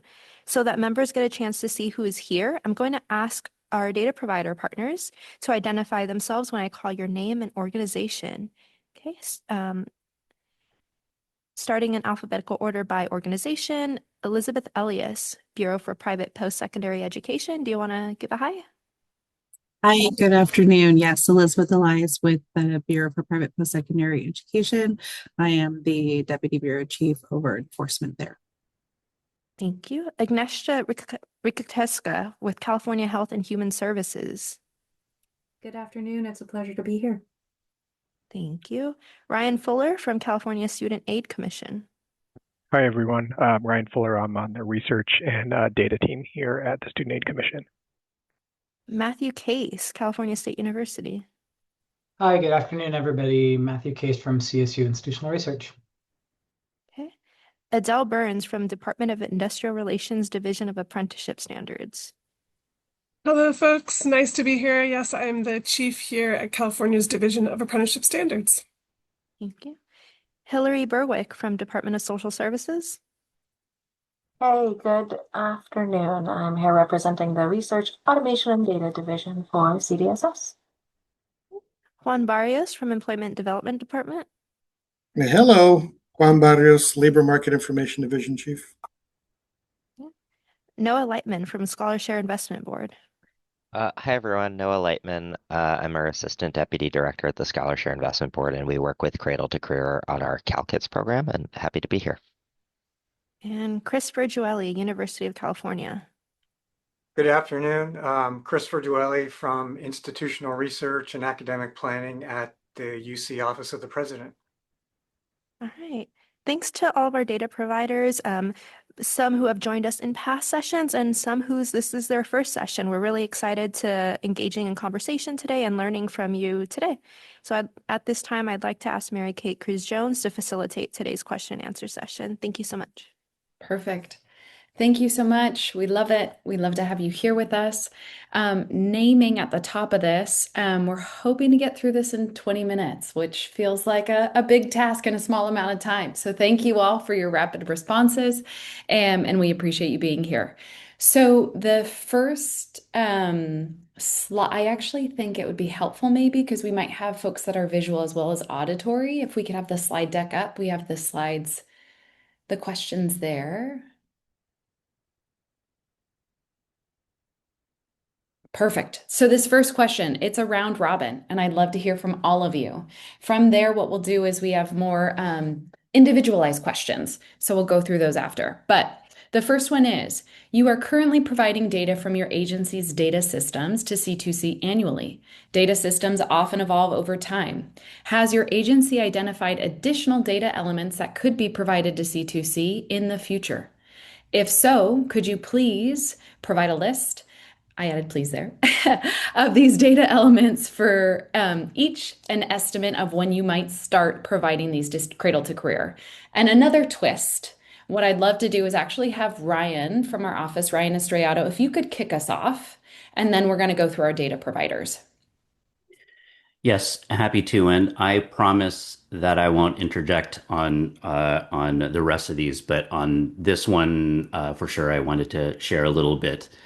And it's calling back to something that Marianne had mentioned earlier, which is how important it is for us as an office to focus on making things that with the data that we have, and providing more of that kind of resource and product for the public.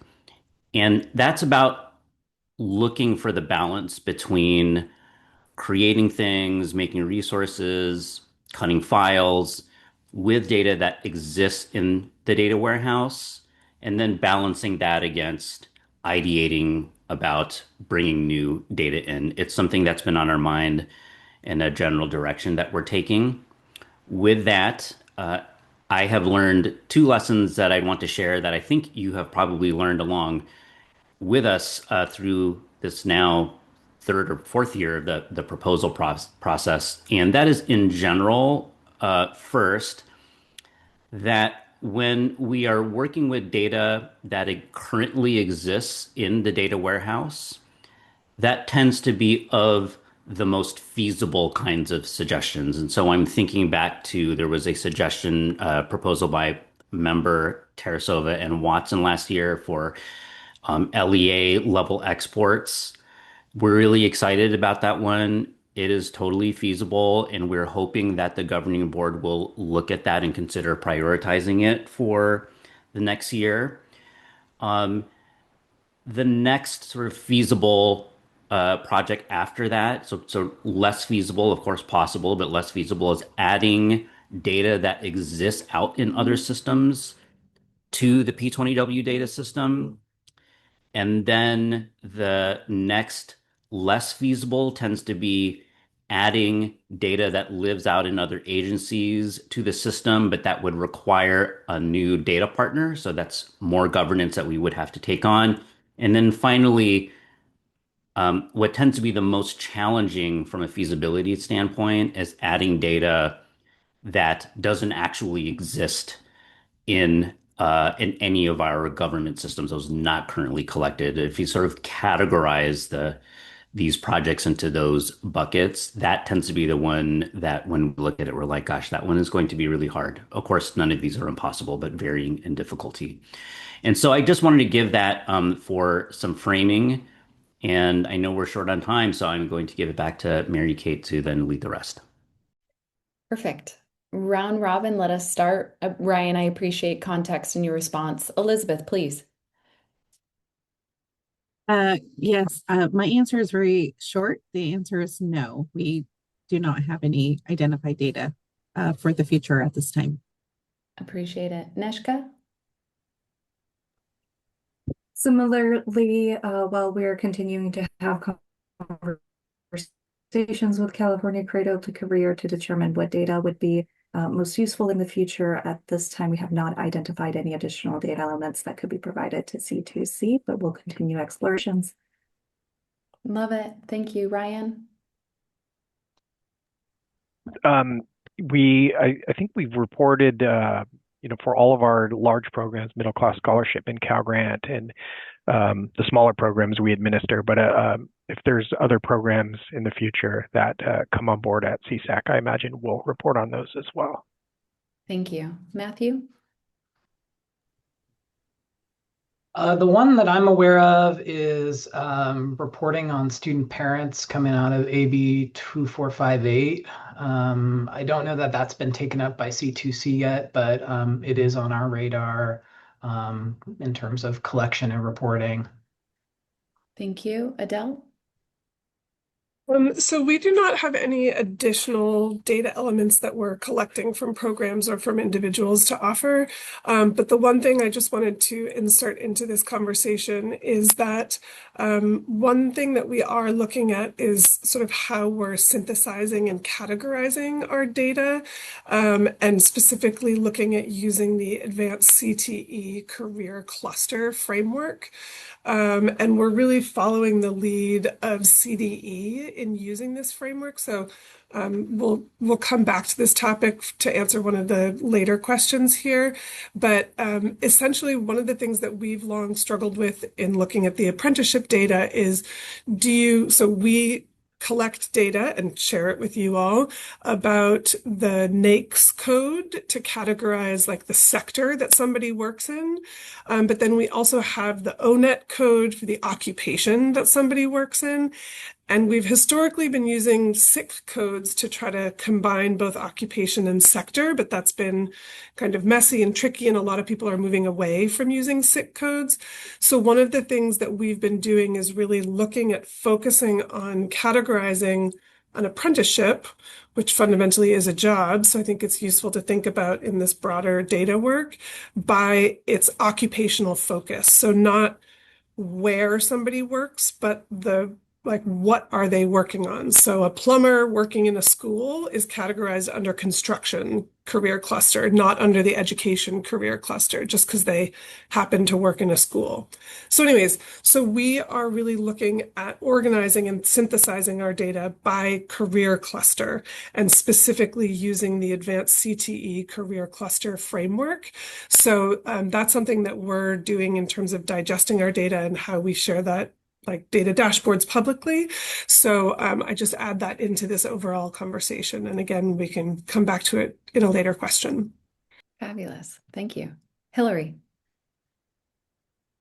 Similarly to Adele's response, it's less that we're thinking about new variables that we can offer and more that we're thinking about how to refine the populations that we've identified. So CDSS is undergoing this big modernization of our data pipeline process, and in doing so in the coming, I'm going to say year, as one example, we'll have better data sets to offer to clarify which students in the C2C data system are foster youth and former foster youth. And so while I can't offer specific variables for the new data system, and I don't know that that would be helpful, we're in conversation with C2C to think through upgrading the clarity and specificity with which we can confidently identify which of the children and youth in the system are fostering. Fabulous. Thank you. Juan? Yes, no additional data elements have been identified at this time. Thank you. Thank Noah? So I'll put this into two parts representing the CalKids program. We just started a great project with the Cradle to Career, identifying which students attend or enrolled at a California community college, and we want to continue that. For those of you familiar with the structure of the CalKids program, it really is Cradle to Career, in that we have students as young as born literally the second to children who are about to graduate college. And we want to work with the agency on right now we get data from both the California Department of Education on students and the California Department of Public Health. And we have a point that's coming up in about 2 years in our state statute where we literally have to match the children born into our program with when they hit first grade. And we see Cradle to Career as an opportunity to support that, and have had conversations with the agency about that moving forward. But it's also going to involve conversations with the Department of Education, the Department of Public Health. So more to come on that in the coming years, but it's something that we would love to work with the agency on moving forward. Thank you. Thank you. And Chris. Hi, similar to CSU, the only potential data point is the one we will be collecting on parenting status as part of AB 2458. But we won't start collecting that until next year, and it would take at least a year or two for us to have enough data to be able to share with Cradle to Career, but that's one potential avenue in the future. Perfect. Thank you. Thank you so much. Great. Well, I think that this was a really good starting question. We got to hear from all of you, and you all shared a ton of information with us. So thank you for those initial responses. I'd love to move to our next question, who is geared toward Student Aid Commission, California State University, and the University of California. The question is, what data currently exists to measure the return on investment of a college degree or credential by race and ethnicity? And if it's helpful to say out loud, I'd love to go in the order that we see it. So Ryan, Matthew, and then Chris. Does that work for folks?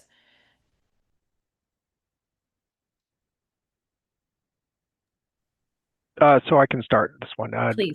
Race ethnicity, this one's a challenge for us. We don't actually get race ethnicity in the FAFSA.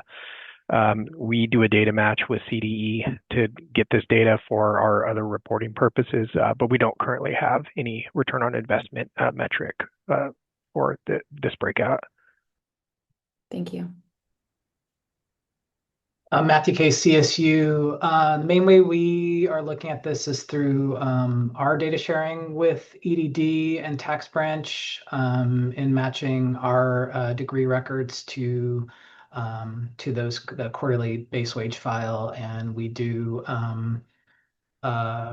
combine that with race ethnicity information, provide the earnings trajectories for cohorts going back several decades. It's all published on our website. Fabulous. Thank you. Chris?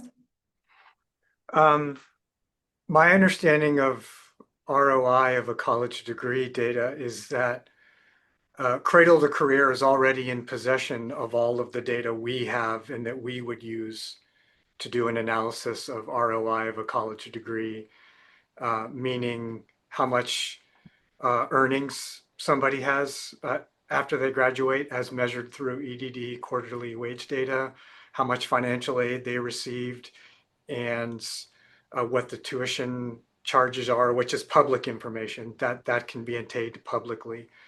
And then race ethnicity. So I think all of the ingredients are already at Cradle to Career, as I understand ROI calculations. Fantastic. Thank you. I appreciate that response. Okay, I'd love to move to the next question, which is for EDD and the Department of Industrial Relations. How far back do wage records extend, and how long can individuals be tracked longitudinally? Can wage outcomes be disaggregated by race, ethnicity, gender, income status, age, or region? And I would love to start with Adele and then go to Juan, please. Sure. I will say that in the wage records that we have are not amazing, and in the hierarchy of data to look at, I would absolutely defer to the base wage file that Juan will speak to. Our wages are sort of associated with an apprenticeship program and are like what's in the standards, but not necessarily representative of like what an individual is truly making. It's sort of what they should be making in participating in an apprenticeship program. So we have data going back a bunch of years and by race, ethnicity, gender, all of that stuff, and we have shared all of that data with C2C. But again, I do not have a lot of confidence in our wage data and would have significantly more confidence in the base wage file from EDD. So I'm going to defer more to Juan on this one. Please. Okie doke. Yeah, so data in the base wage file goes back, or at least we're showing it back to 2000.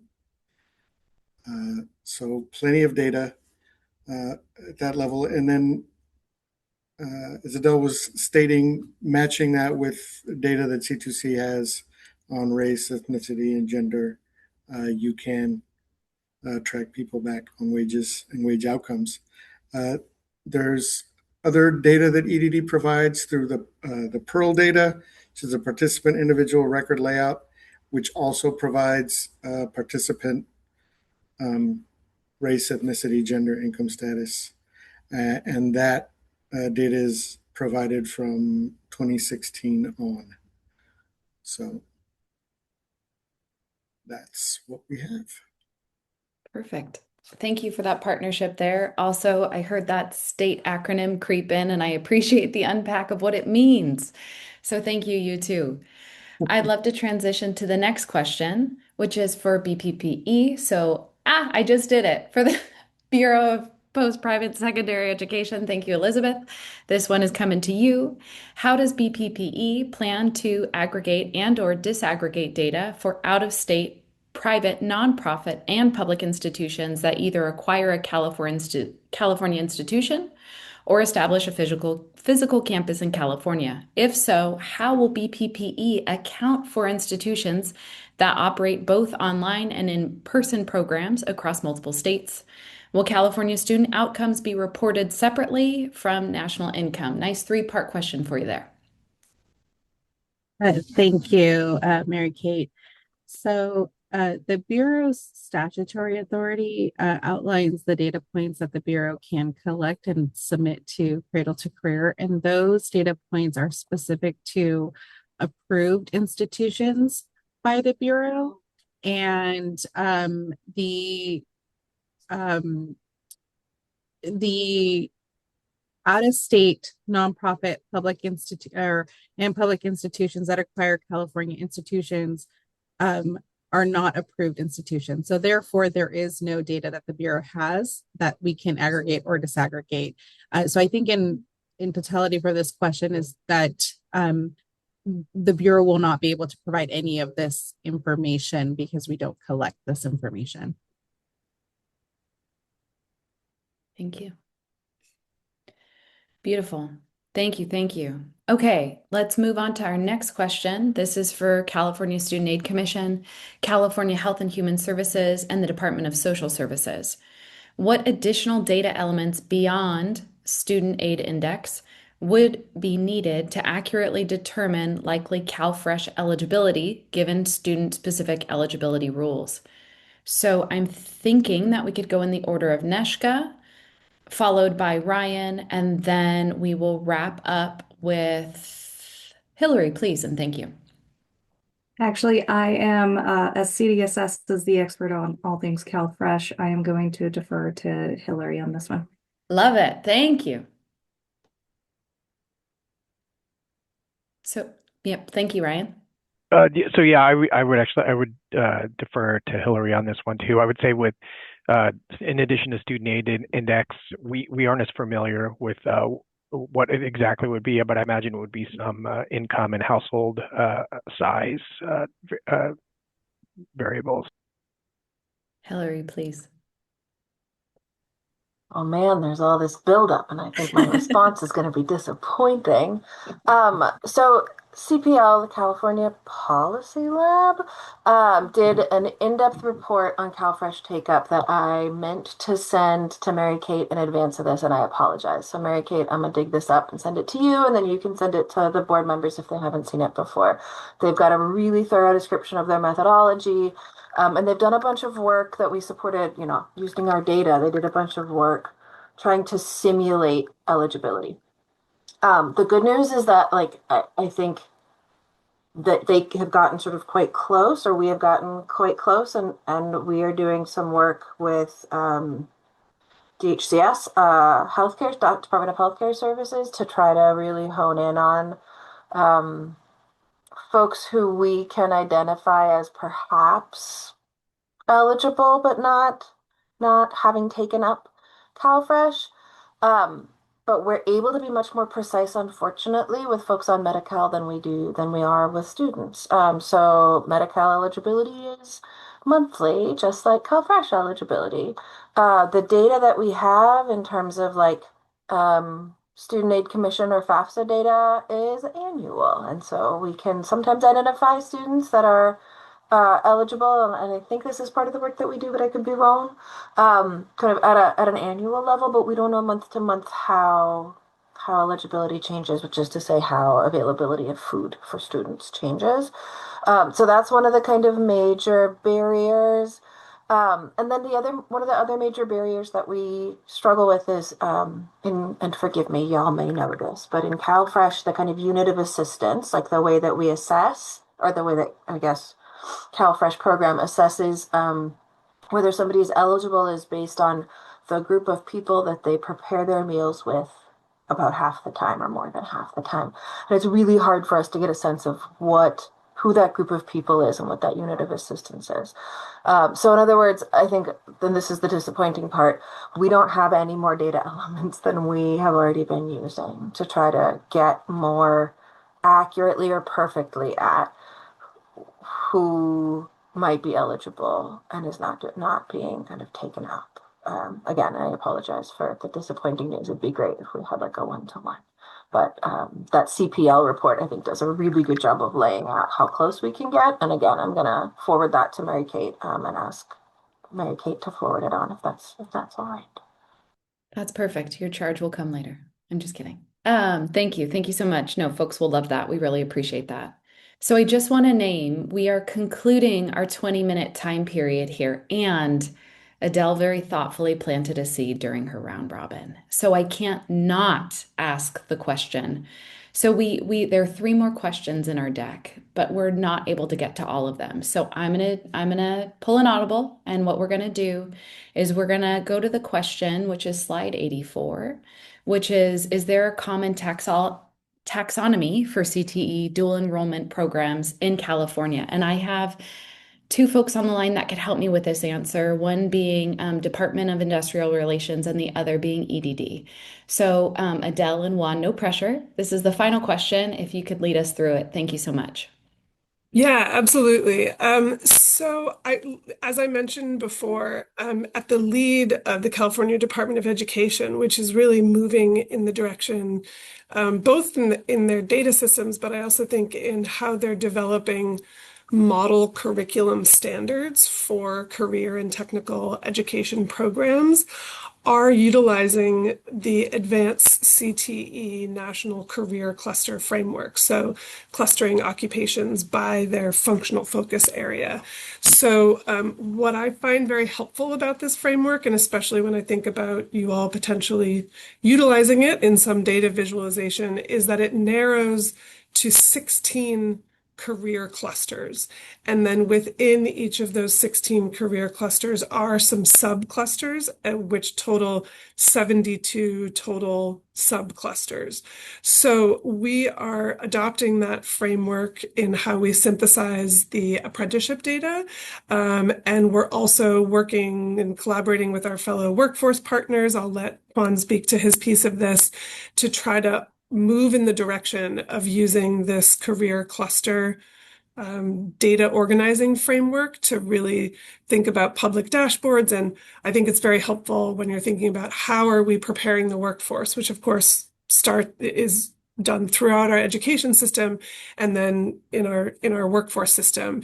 And how are we using similar language and organizing our data similarly so that somebody at the Division of Apprenticeship Standards can collaborate with the California Department of Education or the California Community Colleges or CSUs or UCs to think about how are we developing folks in a particular career cluster, in construction, in healthcare, in digital technology.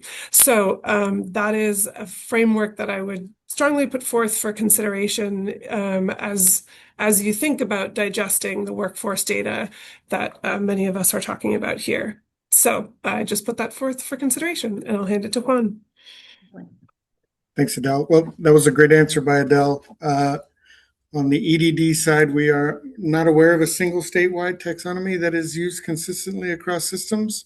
But as Adele mentioned, these are conversations that we're having utilizing the advanced framework that she mentioned. So just one add, it all stems from ONET codes. So right. ONET codes categorize occupations, and then the advanced CTE framework allows for the clustering of ONET codes, of which there are 1,000 to 2,000 ONET codes at least out there. So it's very helpful to try to cluster those, which is what that framework does. Fantastic. I've learned so much here today, personally. Thank you so much.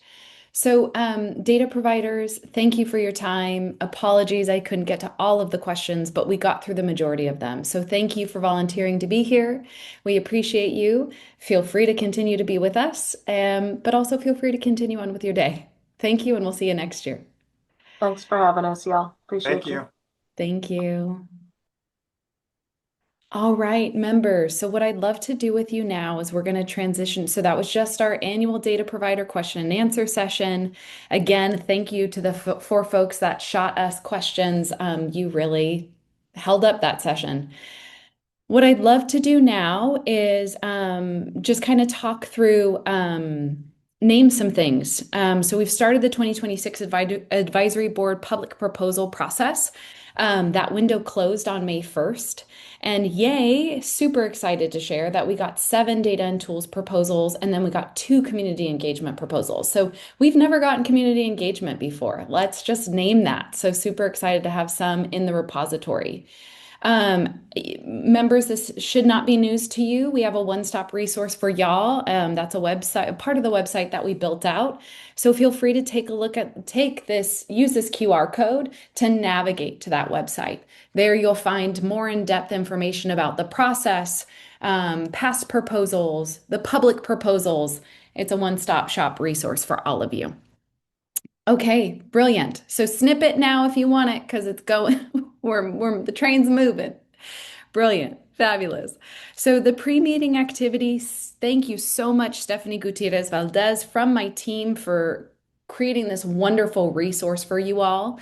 It was a workbook to gather your thoughts and get you ready for this meeting. You'll notice there's a snippet on the screen of the pre-meeting prompts that we gave you to again get your head in gear for this section of the meeting. And so I just wanted to name that. The second thing that's linked here, if you recall from Marianne's ED update, she reminded us that we have that strategic plan that was just approved in May. So as you're thinking through your proposals and you want to align your thoughts with where we're going in that strategic direction, that strategic plan is going to be your friend. So I've just named 2 tools in your toolbox, the workbook, the strategic plan. And what I'd love to do next is go into our member ideation session. So members, this is for you. This is your time to brainstorm out loud publicly together. We have all of you in the room together. This only happens once a year. It's a big deal. So it's your dedicated time to discuss potential proposal ideas with one another, explore shared areas of interest, reflect on those public proposals I just named, and kind of give each other feedback. So what I'd love to do is I'm thinking let's let's see how 20 minutes go. We could potentially extend it a little bit more. But this is your time, this is your space. So we're going to pull down the slide deck. I'll be your timekeeper. And raise your hands and let's start moving. Are we clear on where we're going to? Okay, great. Thank you.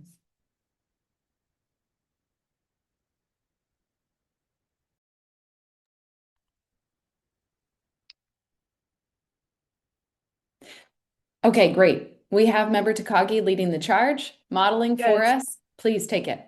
Hi, everyone. Member Takagi. I was really interested in doing my own proposal, but I was also interested in sponsoring or integrating some of the aspects in Dr. Davian Swan's proposal on CTE data navigation and student guidance proposal. Really want to collaborate with an advisory board member if possible, and I really want to focus on use case initiatives for building out Cradle to Career. I think we have all this great data. We have the student pathways data dashboard, which is really great, but I also really want to develop, and it's like similar to the lesson plan challenge, really want to show others what Cradle to Career is about and what's possible when we break down silos. I know Member Lopez also talked about integrating qualitative student voices into it. And so I really want to make sure that once we do release the transfer dashboard, students actually feel comfortable using it. And so really want to focus on translating the data into accessible language and practical decision-making tools. So students feel comfortable working with the data. That's super high level, but I really want to create some guides on what this could look like, potentially have it on the Cradle to Career website, to really just highlight just inequities in higher education, but also be practitioner informed. So I'll start there, but would love to collaborate with folks, especially as we start building, again, use cases for this data. Fabulous. Thank you. Member Sarite, please. Thanks. Thank you, Mary Kate. This is Member Catanzarite. I just wanted to let folks know that Member Shook and I are putting together a proposal for a student parent data element. I was super happy to hear that the CSU and UC are working on this. As they mentioned, it is mandated by AB 2458 for the systems, well, for CSU and community college systems to report to C2C and recommended for UC. So we're looking forward to working on that. If anybody else wants to join us, that's great. But I would actually suggest that instead of joining us, you think about sponsoring or putting forward one of the proposals, one of the public proposals. I saw a number of excellent ones that I think deserve to move forward.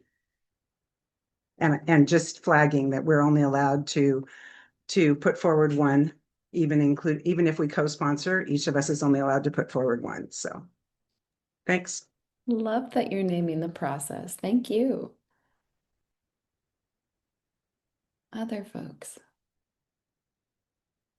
Member Norris, please.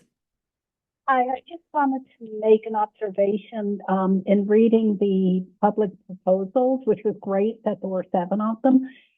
Virtually all of them required adding new data elements, which had caught my eye even before today's meeting and, kind of moved to the front of my consciousness a little bit more in hearing Mary Ann's comments and also Ryan's comments about how much faster it will move if the data element exists.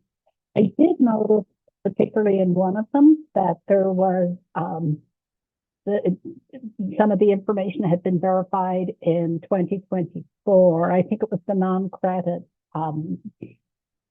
proposal. And, again, following up on Mary Ann's presentation today, I think a lot more data has been added since 2024, especially the BPPE or someone will have to correct me on the acronyms because I don't remember it. But, I'm just wondering if there's an opportunity to revisit some of those pieces around adding new data or data elements in general.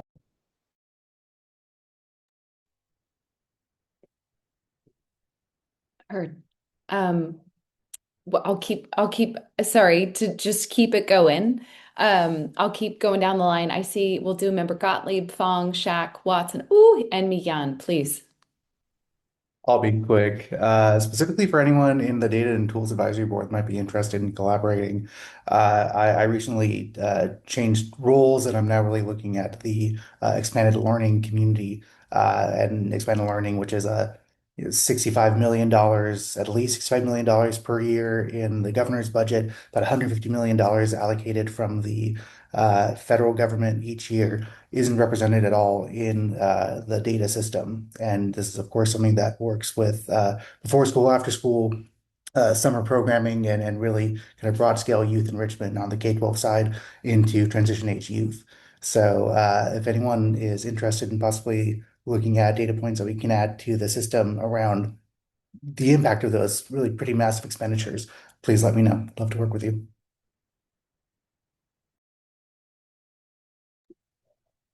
Member Fong here, after hearing from the data providers and really from Marianne Bates's updates, I am very intrigued by the CTE proposals. I think that given there is a national matrix and framework, and then also a lot of investment and pathways directly from career, from high school and from community colleges into CTE programs, as well as this upcoming transfer dashboard and teacher dashboard. I think that CTE data elements could really benefit all different aspects of those upcoming updates for our advisory, for the Cradle to Career system. And so if anyone is interested in kind of going deeper into that with me, it's just piqued my interest and would love to partner with you all on that.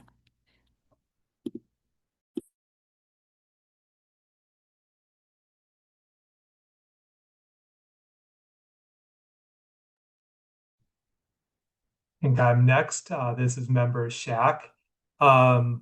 I think what I'll do is I'll comment a little bit about sort of the proposals overall and my thoughts overall, and then just one quick comment about my interest in terms of my role. Yeah, I think that these 7 proposals were quite strong, and uh, I liked that there was a variety of dashboards as well as new elements. And so that just struck me. I think that just in terms of impact, uh, I think the Parents for Public Schools of San Francisco, I just want to say that I think that that represents kind of the view of a lot of people sort of outside, maybe outside of a group like this. Like they're looking for sort of actionable information to help make decisions about where to send their students to school, how we're doing in our community. So I just think that's like an opportunity. It's not necessarily a proposal that I'm interested in sponsoring, but I just want to like lift that up, putting the data to work. And then in terms of outside of the proposals, I was really captured by this idea that there's the employer identification number. And I know like member Fong like made some really good points earlier on in the meeting about like what do students really want to see, what's relevant to them, internships, what's happening right after they've earned their degree, graduate school, so on and so forth. So I think even if it's not a proposal, like this group can play a really good role in sort of shaping like a workforce dashboard around those ideas. Just the last point in terms of my specific interest, I think really just because of the competency that I have in terms of my expertise, I was really captured by the non-credit enrollment as well as the shorter term credit proposals. And I think I'd be interested because I'm graduating from the group, being in a supporting role. But if someone wants to take a leading role, I'm very much interested in collaborating. So thank you.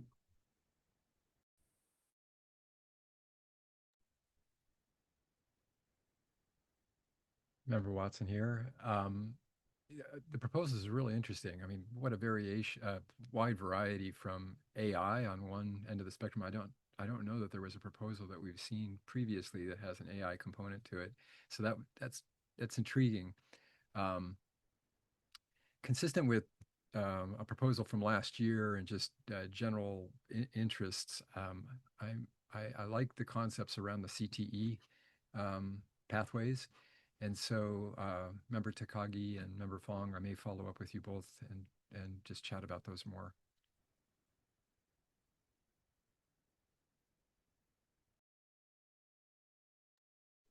Hi everyone, Member Migan. I think there was definitely like a good amount of strong proposals. Some of the ones that were less convincing, I think were, I mean, the one that's like lots of problems was more like a commentary.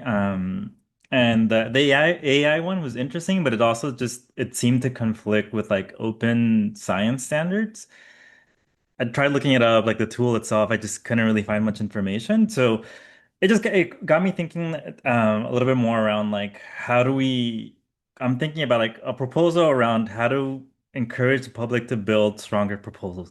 I don't know, something like that, just to provide like more guidance and tools around like what makes for like a strong or compelling proposal. Sometimes there's like a lot of variation with like some proposals have like a lot of reference and evidence kind of highlighting why it's important from the literature especially whereas others were kind of like lacking that information that would be crucial in helping us decide whether or not we want to sponsor it. So a little bit meta, and it's also just getting me to think about a little bit more about what would help the public and just everyone submit like more compelling proposals that we could evaluate like more critically. And then in terms of my own interest, I just wanted to state it, but I was definitely thinking of something around like undocumented youth, but and I know that we have brought it up in terms of like how do we address this issue, and it still is an issue, and like I don't have a clear answer around how do we ensure, right, that the voices and experiences of undocumented immigrants in the state of California are reflected in the data. I don't have a way to put that in the proposal right now. I kind of tried thinking about it, but I would just say, just to keep that still on the table so that it's taken up, maybe not in this strategic plan, but in the one afterwards, right? Especially if there is a change in the political climate and including voices and experiences in that data is less risky than it is now, right? So a little bit of a reflection around been happening in California for the past year, but also just wanted to state that we shouldn't forget about those voices and experiences, especially if we're trying to represent all Californians, right, regardless of the legal status. So that's what I have to say. But yeah, I'll still keep thinking about the proposals, maybe interested in at least co-sponsoring one of the proposals. Perfect. We've gotten to the next stack of individuals. So just to be responsive in real time, I have some notes written for myself. What I'd love to do is, Member Shaq gave us a very curious thought. And I want to cast that thought amongst the 11 folks that are offboarding this year. You can leverage your role. We have 12 folks that are new. Mentor them, take them on, do a proposal with them, work together. This is a wonderful start to it. So, Member Shack, hopefully I just found you a collaborator. And to all other folks. Member Bian, what I'd also love to think about with you is let's not use a proposal idea on how to help the public make proposals. Let's work on that resource together. The office will co-sponsor that with you in a different way. We don't have to use a proposal on it. So thank you for volunteering. I will work with you offline about it. And then I want to go back to Member Norris's comment about new data. And just to ensure that I'm clear on it, you are totally allowed to provide a proposal on new data. I think the office is just trying to be as explicit and direct as possible in terms of kind of the amount of work that entails when there are new data proposals. Ryan Estrellado, this is more your lane than my own, though, so I'd love for you to add anything here should you like to. Yeah.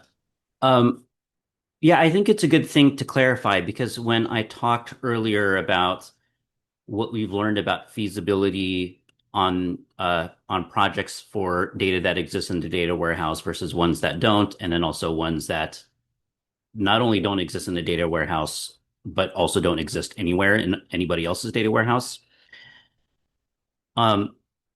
What's important for me to say there is I'm describing factors that we consider when we look at proposals, because I think that's important information for y'all to have as you consider what you would like to propose. I also can't promise that my point of view on that would be like that forever. I mean, the feasibility, it just I think the fact that there are more governance steps for new data points and then more sort of fiscal implications for data that doesn't exist in any data warehouse, that will probably always be true.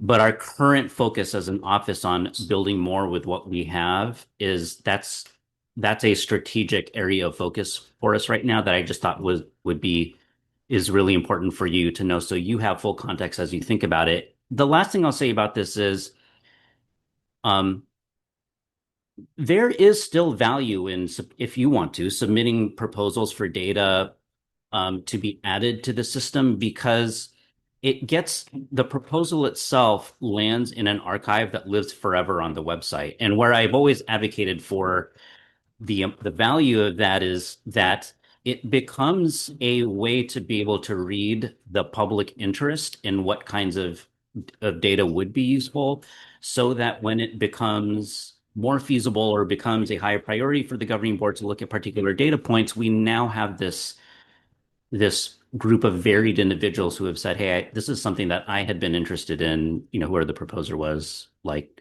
3 or 5 years ago or something like that. So all of that to say, you are definitely allowed to submit proposals on whatever you want to submit, of course, definitely.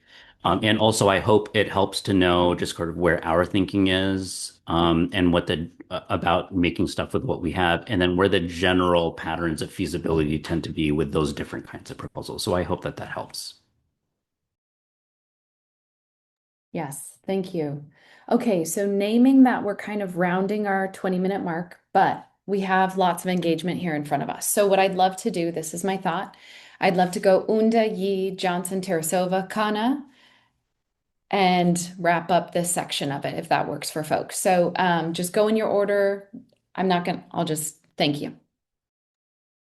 Thank you, Mary Kate, member Unda here.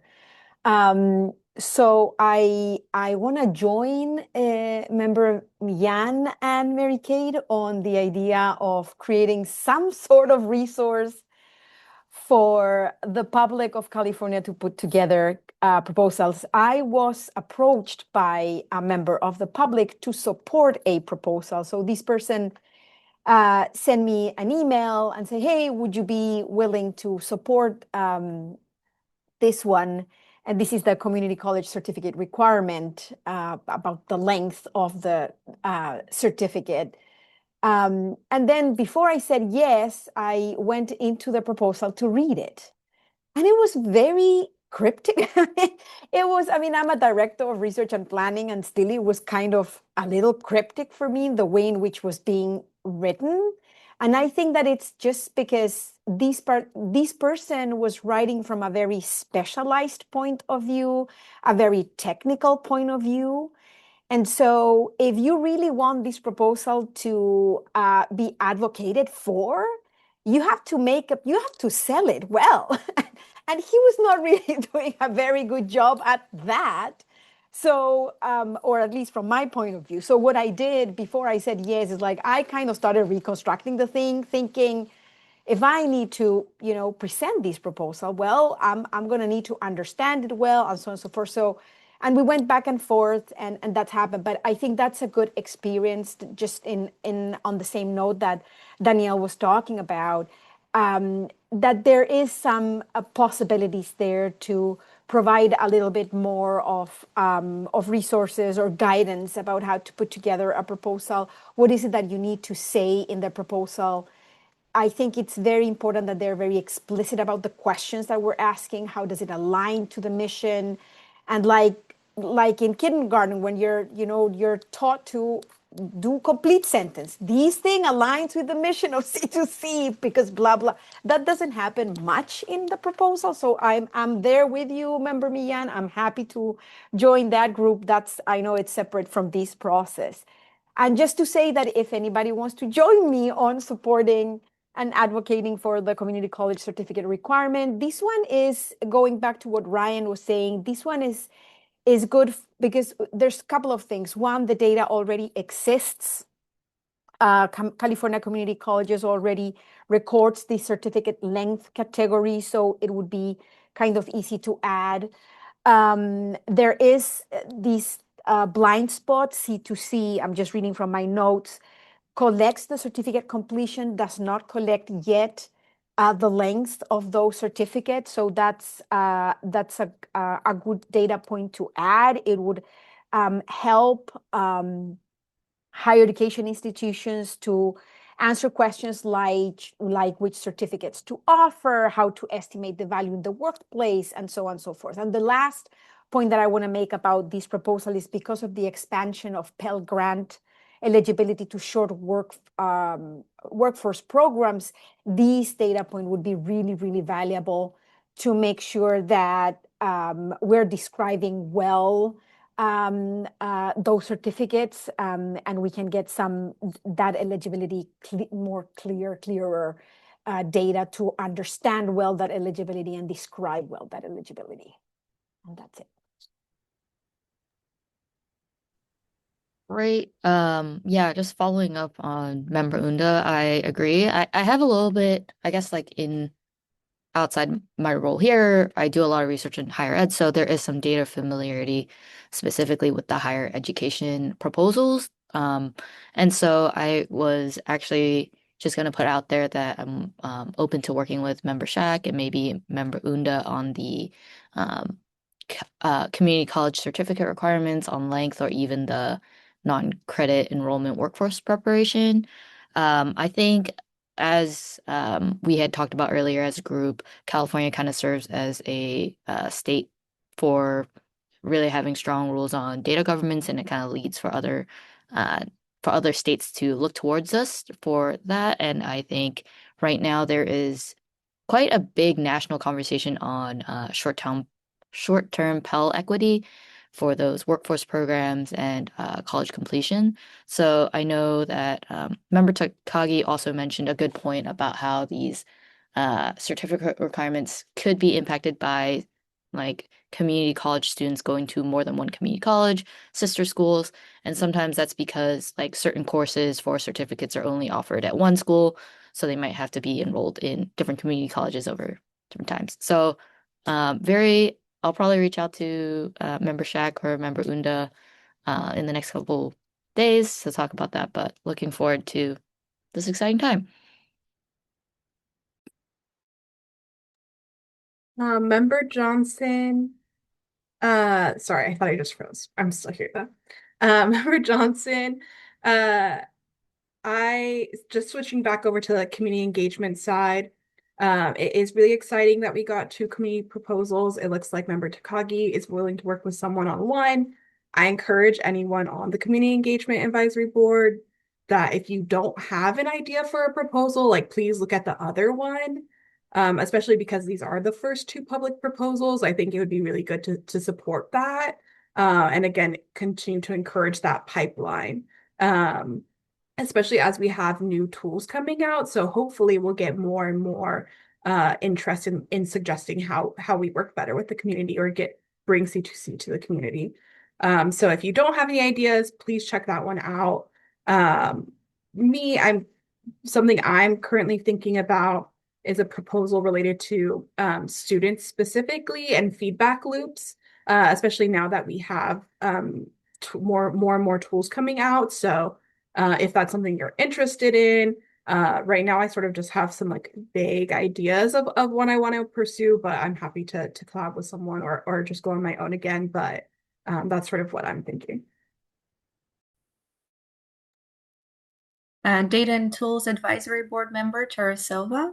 I want to echo the sentiment by Member Johnson that I think guidance on the proposal process as well as using the tools is so critical for accessibility of the website and accessibility of the data and usability of that to the point where I think maybe even a public session Q&A for public to how to fill out proposals, that would be beneficial to connect with people who are interested in adding any new ideas to our repository.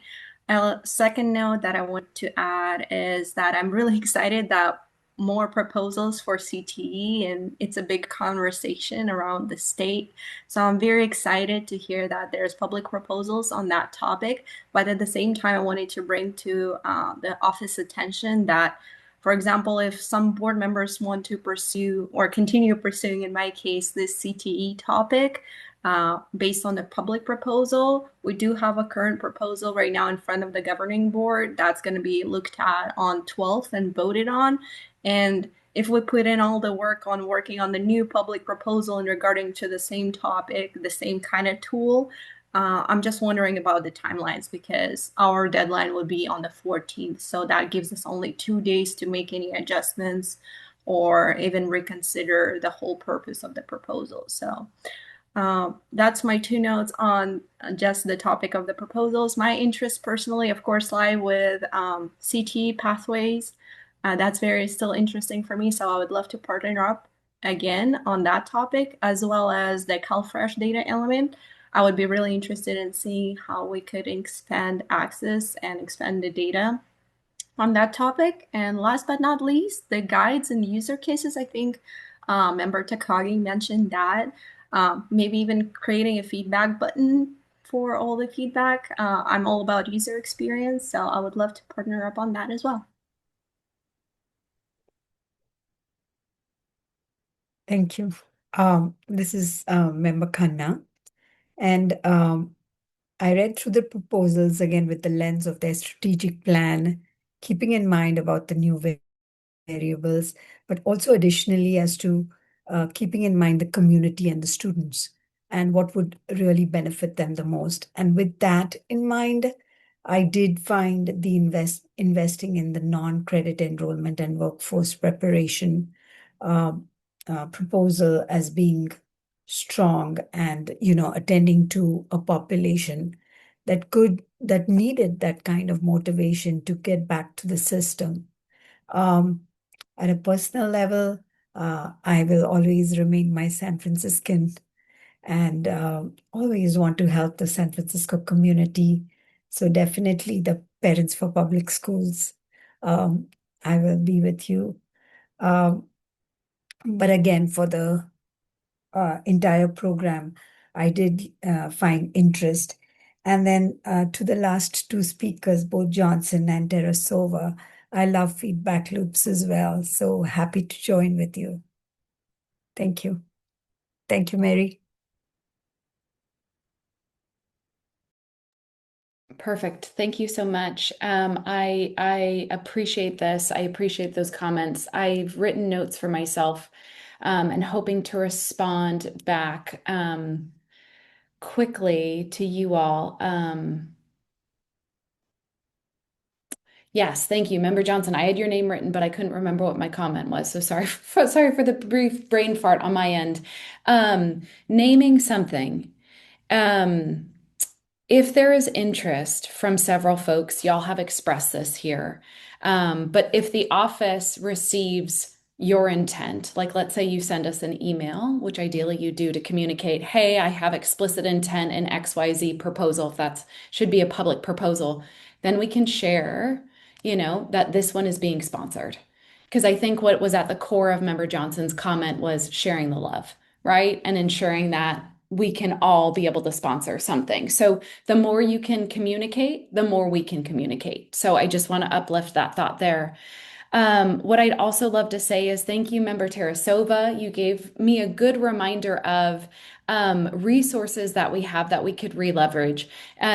We've done at least 2 community conversations on how to write a proposal, how to engage with our materials. And so that would be something really good for us to uplift in future state and ensure that it's attached to all of our resources, and maybe an opportunity for us next year. I do not want to steal my colleague Stephanie Gutierrez's Valdez's um, thunder because the next part of this, she's going to talk through next steps. But you hit the nail on the head. There's a tension here. Sorry, before we're not quite ready to go into this part, but we're going to go there in a second. You're right. At the August, reminding members, at the August 12th governing board meeting, the work plan will be voted on, ideally adopted. We'll see. That's time will tell on the 12th. And it was a really tight timeline to get your proposals in. So Steph will talk more about that to you all in a minute. So please have your ears perked up if they already are not. And I know that our executive director, Marianne Bates, has some thoughts for us here as well. So I'd love to pass it off to Marianne and then we'll go to Stephanie. Please. Thank you. Thanks so much, Mary Kate. I loved hearing all of your conversations. I learned a lot from that. I wanted to reflect on one thing on some of your comments around, wanting to provide more guidance to the public on sharing their ideas with us so that you know what we hear that you can't see. So I'm going to pull back the curtain a little bit, which is that we've actually gotten feedback from members of the public, including those where it's like from a research organization or an advocacy organization with resources, not just like a member of the public acting on their own. And the feedback we've gotten is that it's actually really hard to submit these public proposals. It's a huge lift. And even with all of the community conversations and resources we have on the website, it's hard. And I share that because I think of these public proposals as kind of a gift and a signal to us and to you about what the public is interested in. And I don't think it's realistic to expect members of the public to understand the nuances of an incredibly vast and complex data system. That's our job, that's your job. So I think of these public proposals as seeds and ideas.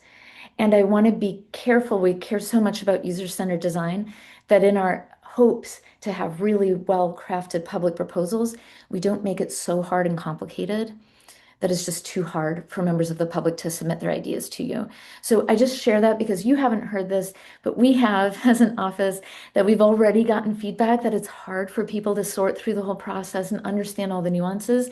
So we think of it more as like signals of people saying, hey, I'd love to learn more about X, or I'd love more data on Y. And then you, as advisory board members, can take those signals and really craft it into something that's feasible, given your much more extensive interaction with us and ability to know more about the details of the data system. So that's just my reflection, having heard your conversation here. Fantastic concluding remarks. Thank you. I appreciate that.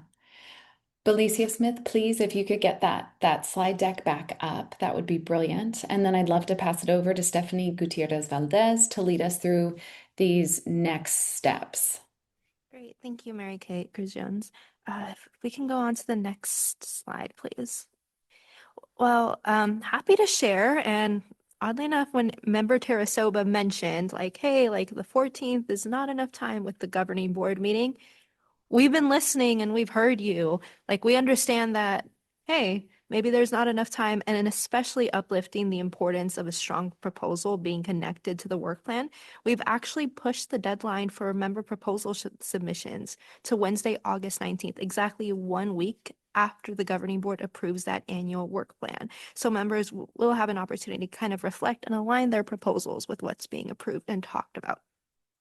I do want to emphasize that Executive Director Bates did kind of give you a preview of what to expect in relation to some key themes that the office is considering that are connected to the strategic plan.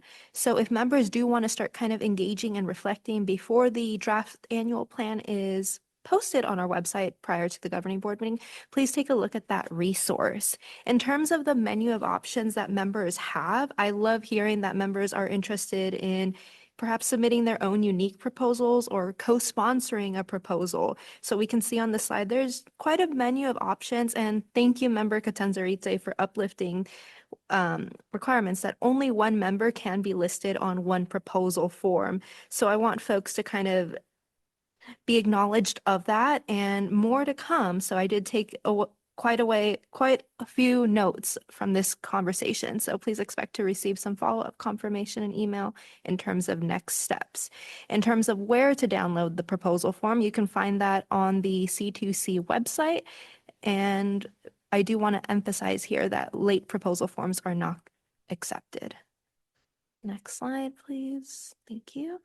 So as members begin to prepare for the Fall Advisory Board meeting, so respectively September 30th for data and tools and October 14th for community engagement, I do want to provide some members a grounding on what to expect. So for all members who submitted a proposal, you're going to be invited to present your ideas to the advisory board. And I do want to emphasize here that only members may present. So let's say you sponsor a proposal from a member of the public. As a advisory board member, you will be responsible for that presentation. During member deliberation of proposals, members do have the opportunity to discuss how proposals complement and contrast, and which proposals members find most promising for advancing C2C's ability to provide actionable information. At that meeting, we can expect to provide an opportunity for 2 members to volunteer to work with the governing board liaison to the advisory board, Chris and Anna Luce, to draft the proposal report that will be discussed at the spring meeting and presented to the governing board in May. So for folks who are not a proposal submissioner, I do highly recommend considering volunteering to draft that report, as that's an excellent way to get involved with the process. If there are any questions or concerns on the timeline and milestones, please feel free to let us know, and I'll invite Mary Kate Cruz-Jones to open it up for member questions and comments. Thank you. Perfect. Thank you. Anything from folks? Member Takagi, please. I was wondering if you could explain quickly like the sponsorship process, since this is the first time a community engagement has received public proposals. I'm a little uncertain of what that process looks like. So if you could just give like a brief overview of what it would mean to sponsor, and then if we would get the opportunity to work with the person who submitted the proposal and what that process would kind of look like. Yeah, I'm happy to answer that question, Mary Kate, if you want to piggyback off of me. That's a great question for folks who are not familiar with the co-sponsorship process. So the deadline is still going to apply. By Wednesday, August 19th, you have to declare intent to sponsor that proposal. And how you do that is you could sponsor the proposal as written, so make no changes or modifications to that proposal. And at that point, that proposal form will include your name as the advisory board member, and that's what signals that public proposal to go forth in the process and be reflected in the proposal report and go through that light touch feasibility study. Another option is, let's say you have some ideas and curiosities that the public proposal kind of got inspired by. You can co-sponsor that proposal and make modifications to that through a new proposal form.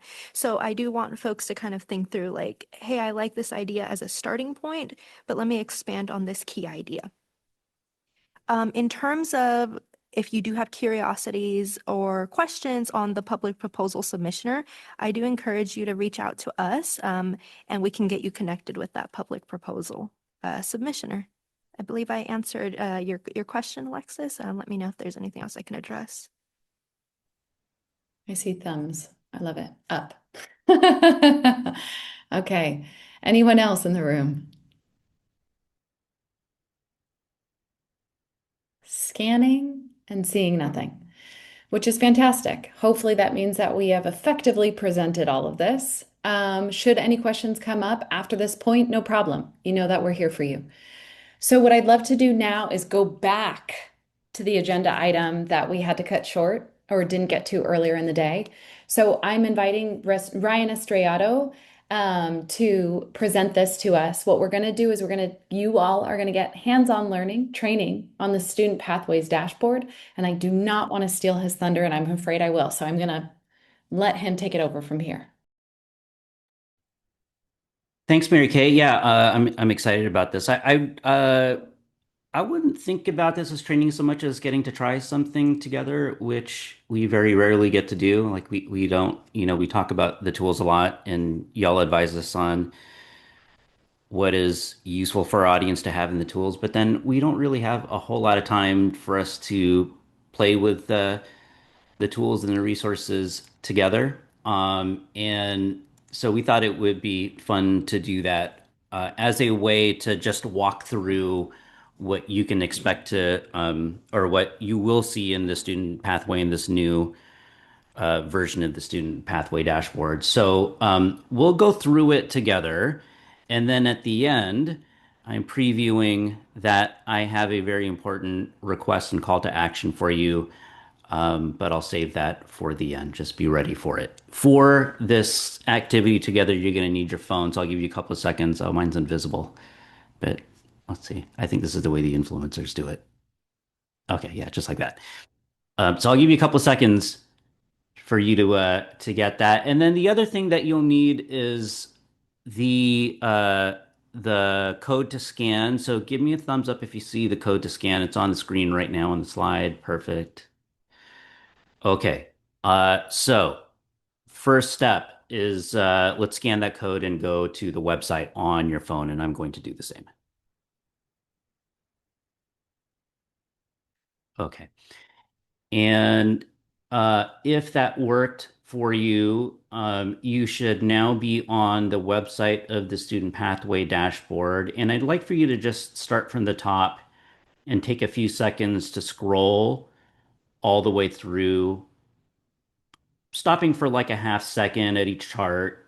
We're not going to go too deep into each chart, but I just want you to get a feel for what this is like on the phone. And as you do that, I'm going to voice over the first of three things that I want to highlight. And that first thing is the improved front end performance of the design. What I'd like for you to notice and hope that you notice is that the charts render faster. I think this is particularly noticeable on the desktop version of it. But as I look through mine on the phone, as I get to each chart, it's already there. And that's a big improvement from our point of view relative to where we were a year ago from now. And I hope you feel the same way. And there are other interface just improvements that I don't know if they'll sort of stand out on their own, but hopefully make this feel better for folks. So, for example, if you're on your phone, you'll notice as you scroll down that the global filter that lets you look at filter by demographics or by district or legislative district, that tucks away up at the top into a button that says View Filters, so that you can see more of the chart. And if you tap on View Filters, which if you are where I am, should be this like persistent button up at the top, then it opens up in a vertical format so that you can then apply the filters. So that's the first thing that I want to highlight. Improved front end design and just easier to um, engage the content because you're not sitting here sort of waiting for it to render. I want you now to please scroll up to the top to the first chart. This is the Sankey diagram with the heading research question. Um, how have how have California students navigated to and through college?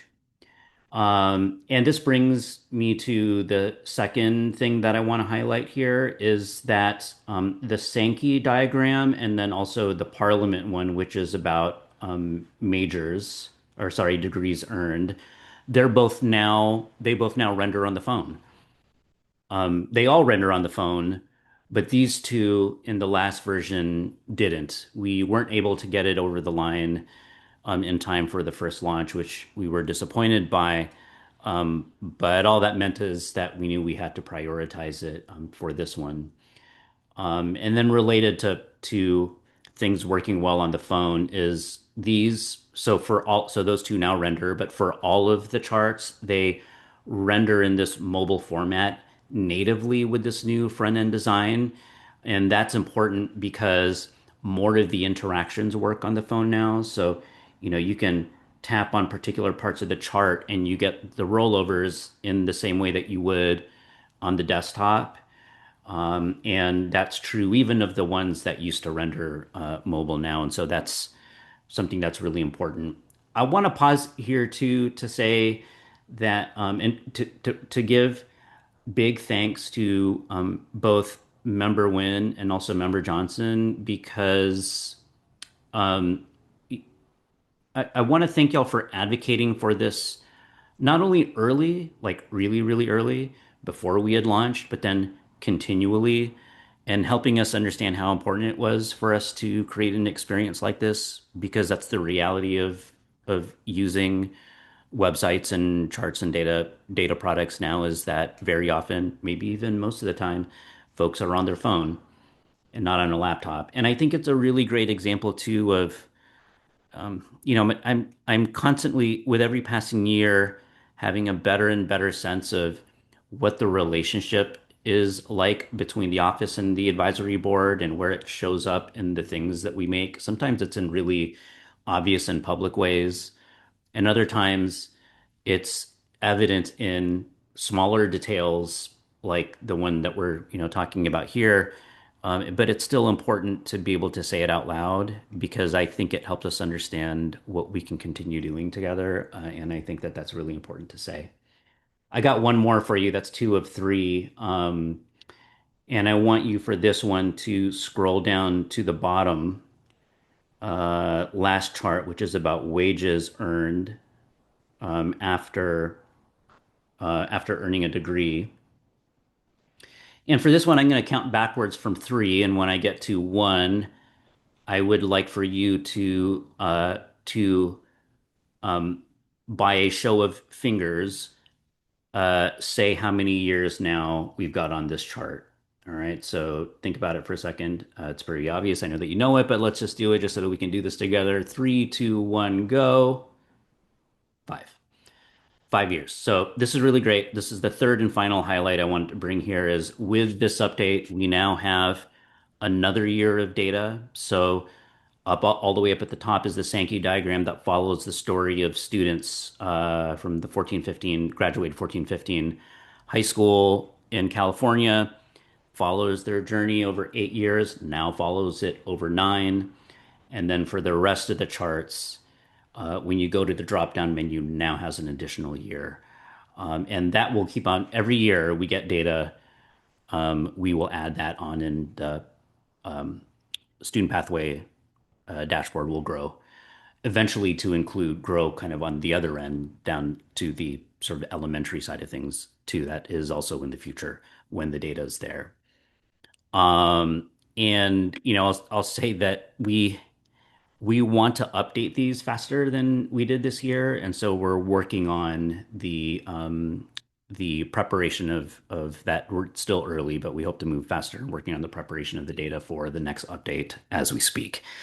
So that's the third highlight. New year data this year. We'll also have a new year of data in the next update. This will also be true of the transfer dashboard when that is launched, but I think it's neat to see that and experience it together here.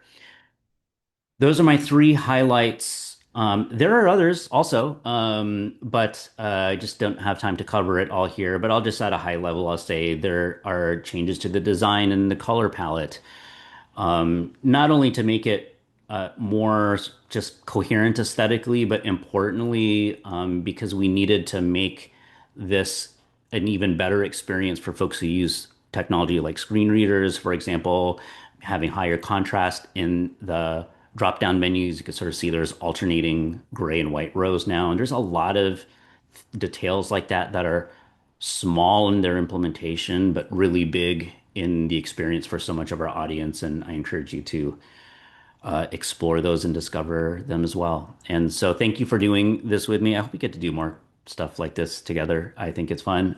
But I'll turn it over to Mary Kate to bring us into the next part.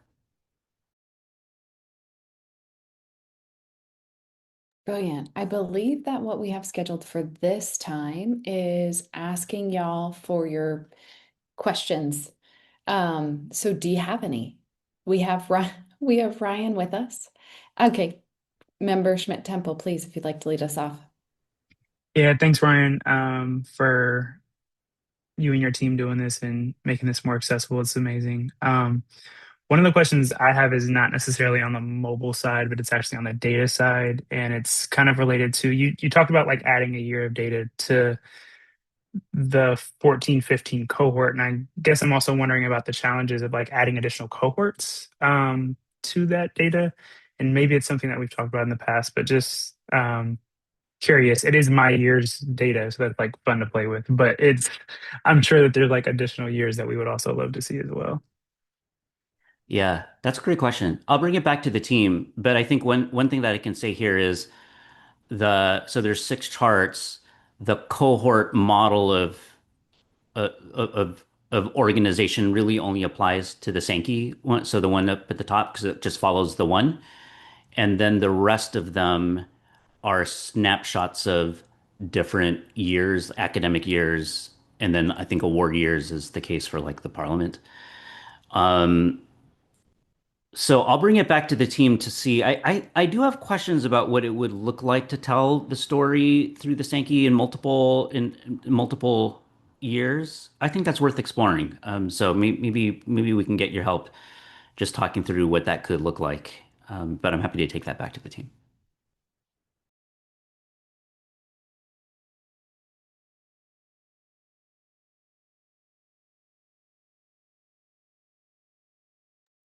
Member Mian and Member Unda after, please.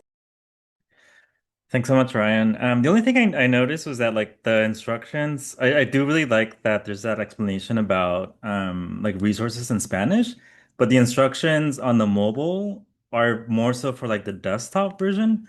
And so I was wondering if like it's possible to like change those instructions so that it's like only for the mobile. I don't know if that makes sense. Like it's like a little bit of a mismatch between those instructions. Because it says to click on like the like if you're on desktop, it's like the little world, and that's how you change the language. But on mobile, you have to click on the hamburger menu and then click on the language option. Thank you so much for saying that. Thank you. We'll bring that back. That's important.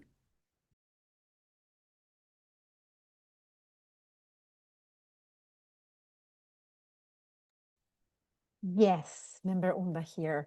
Ryan, I just wanted to ask you if there is, as you're building another dashboard now, is there some space to um, share some insights into navigation, user experience, human-centered design?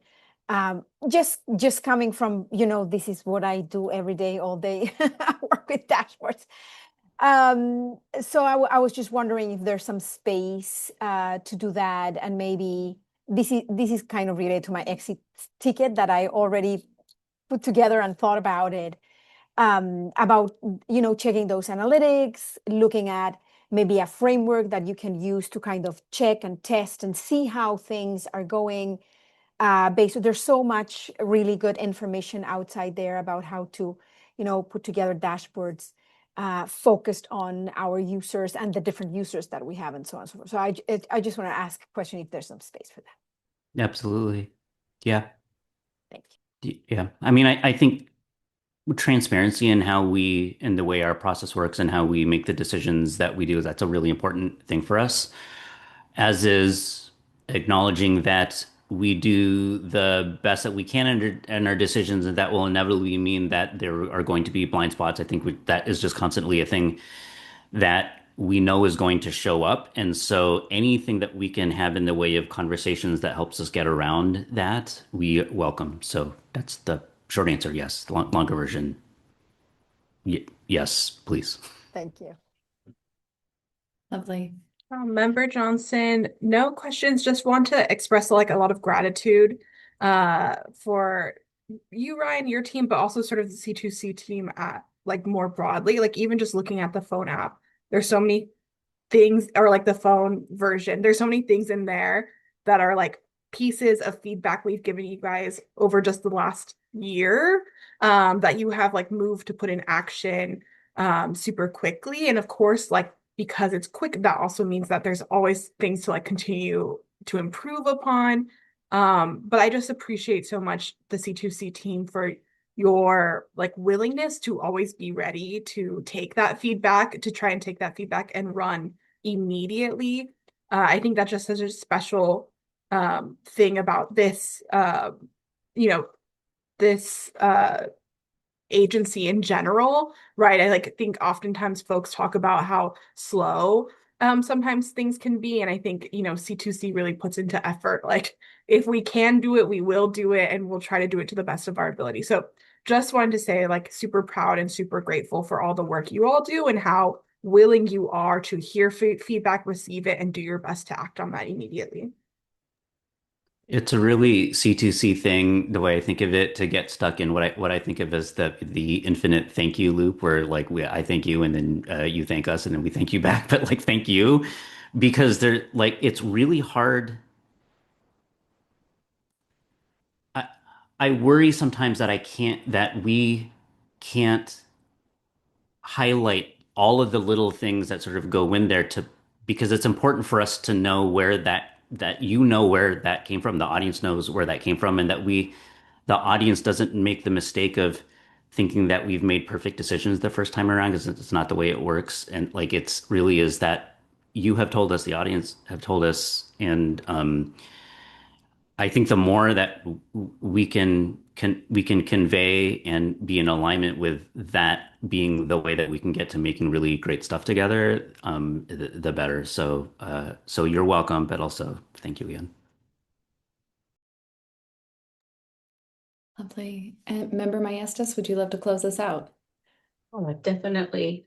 Um, I just wanted to share that it's great layout. Very easy to maneuver, and I appreciate all of the hard work that went into it. But I have something not just for you, but for this group entirely. And as you take a look at, scanning the QR code, some of us did look at the desktop.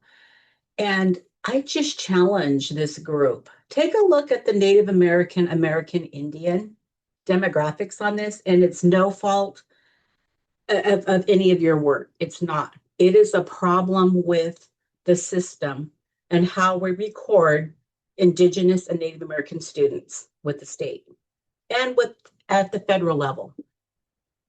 I do not feel comfortable sharing this with teachers, and I'm going to tell you why. And it's not this project. It's like I said, it's nothing.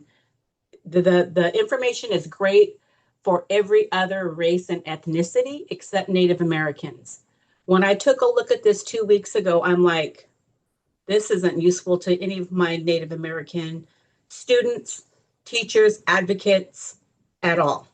And it's like I said, it's no fault. It's the problem of how we are recording our Native American students in the state of California. Why? Because we're less than 1% of the population. Is that fair to say, oh, we're less than 1%, so we're going to, the data is going to be like this, municipal, right? And it's not helpful to anyone, to educators. So, I just always say, I always challenge people in rooms and groups that I'm with and saying, if you can come up with a better recording system, a record system, account for our Native students, that would be so helpful because right now, the system that this state uses isn't helpful to our Native American population. But again, it's nothing personal, but thank you all. Great work. You're welcome, and I agree. I think that the solution for I think the solution for effectively showing data while protecting privacy is one that needs a lot of voices. And when we arrive to a place where we think that we've hit that balance well, it will almost certainly be an innovative solution. So I invite folks to share.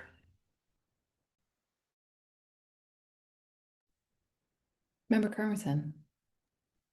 Well, I really like what Maestra brought up because as a school district, we track Hispanic and Latino students very closely, but as American Indian people, we are not tracked even in our student information systems as far as rates of special education. It's always an outside data system. It's not intrinsic to what we do. And so I think that that's just something for all of us who are in positions to think about as you enroll a child into the California school system, what kind of information are we asking and why? And why do certain people of color seem to hold more weight than other people of color? And that distorts our data.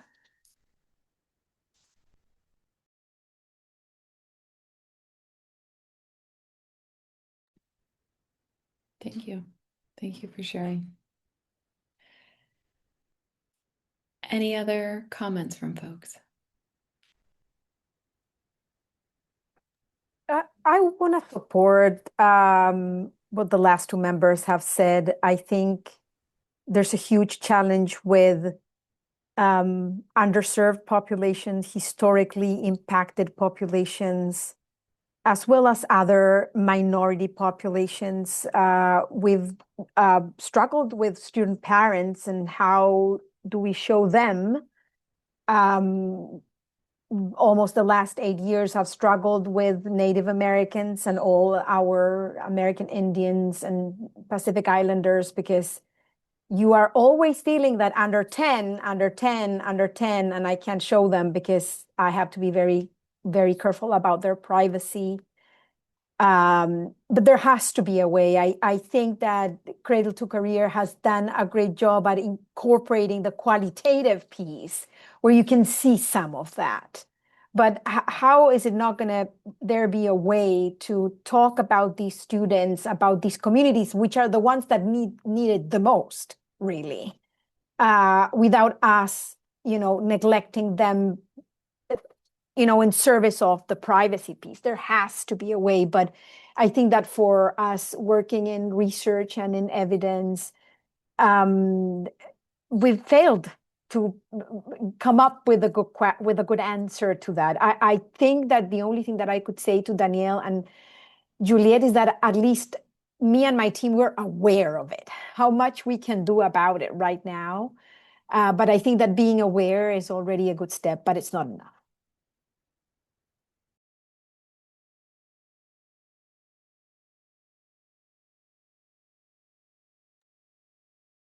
Member Watson. Just to clarify technically, this is all due to suppression rules more than anything else at this stage. I mean, there's not a clear solution. I'm assuming there are data on American Indian, Alaskan Native students and what their experiences are.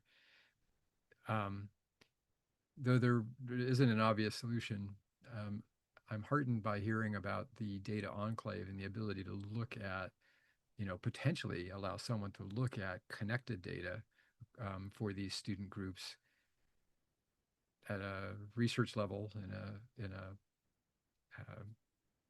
technical method that would allow them to see the data as it really is, and maybe run analysis and come up with some outcomes and be able to report on them in some way. It's certainly not ideal because it's an extra series of steps and not as convenient as having the pathway story that you can do in a matter of seconds. But I'm glad the other members brought this up. It's an important issue. I think it's important for me to just plus one that the data does exist. It does. It's like it's in the system.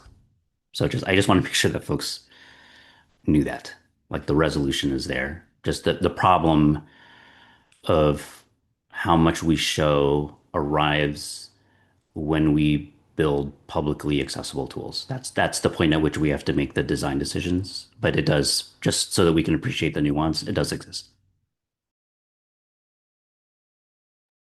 Thank you. Member Shack.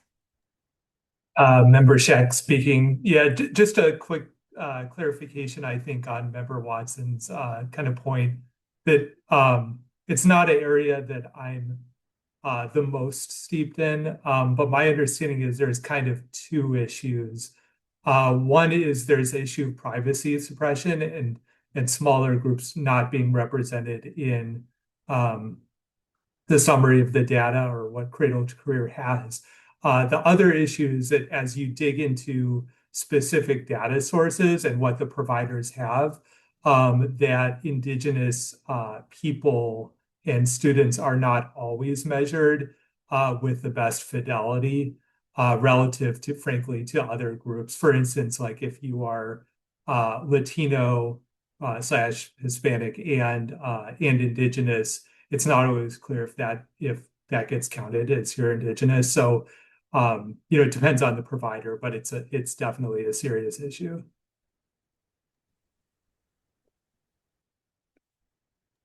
Member Johnson, I'd love your comment. And then I'm looking at the time. So if we can conclude here, please. Yes, sorry. And I know I already spoke, but Member Johnson, since we're having this conversation already, I figured I'd sort of add another piece of that too, which is like definitely when it comes to like rural communities, right? A lot of that data is similarly because it's small groups. And so the for rural folks, like when they try to use the tool, like a lot of the data that they would want to see is not there. And I sort of want to uplift that because earlier today we talked about like regional outreach. And I think like that's where it's really hard because even if C2C wants to make these connections, if you go and present this tool, well, there's a bunch of data that people can't see, especially when we start talking about like if you go far north, if you go Central Valley, if you go to where I'm from in Holster, San Benito County, like those data outcomes are much harder to see with using the tool. And so I do think to some of the questions posed today, I think that is a future question of how do we find a way to make these tools, the tools that are going to be most accessible to, just like a general data user. How do we actually make it something that they can apply and what does that look like? But yeah, I think I've been thinking about that a lot, especially for our rural communities. No, I love that. I think that that's a really good comment to end on. So I'm really glad that you made it. I see our executive director has their hands raised, please. Sorry, Mary Kate. I just want to quickly thank everyone for this conversation. I learned a lot from it. So thank you. The other thing I want to connect the dots on is I realized this conversation happened as a part of going through the mobile version of our dashboard. But I see a lot of connection points with the conversation you had right before around the proposals that you could create yourselves and the things that you could highlight. And those proposals, as we've talked about, some of them can be really tailored towards like, what's in C2C's work plan? What do you want a C2C to do in the immediate future? It's also a platform you can use to highlight a problem, even if you don't have the full solution that you want C2C to know about and that you want our data providers to know about. And I appreciate the nuance of the discussion that it's not just about what data is suppressed or not, it's also about how are these data collected in the first place. And how race and ethnicity data and demographic data more broadly are collected in the state is an ongoing and incredibly important and complicated conversation that happens across the legislative process, that happens with each of our data providers. So that's just a thought to connect it to the prior conversation. If any of you want to create a proposal that has a short-term or a long-term view of here's a problem that exists, here's the impact of that problem, and here are a few ideas either for Cradle to Career or for our data providers or for the state as a whole to think about.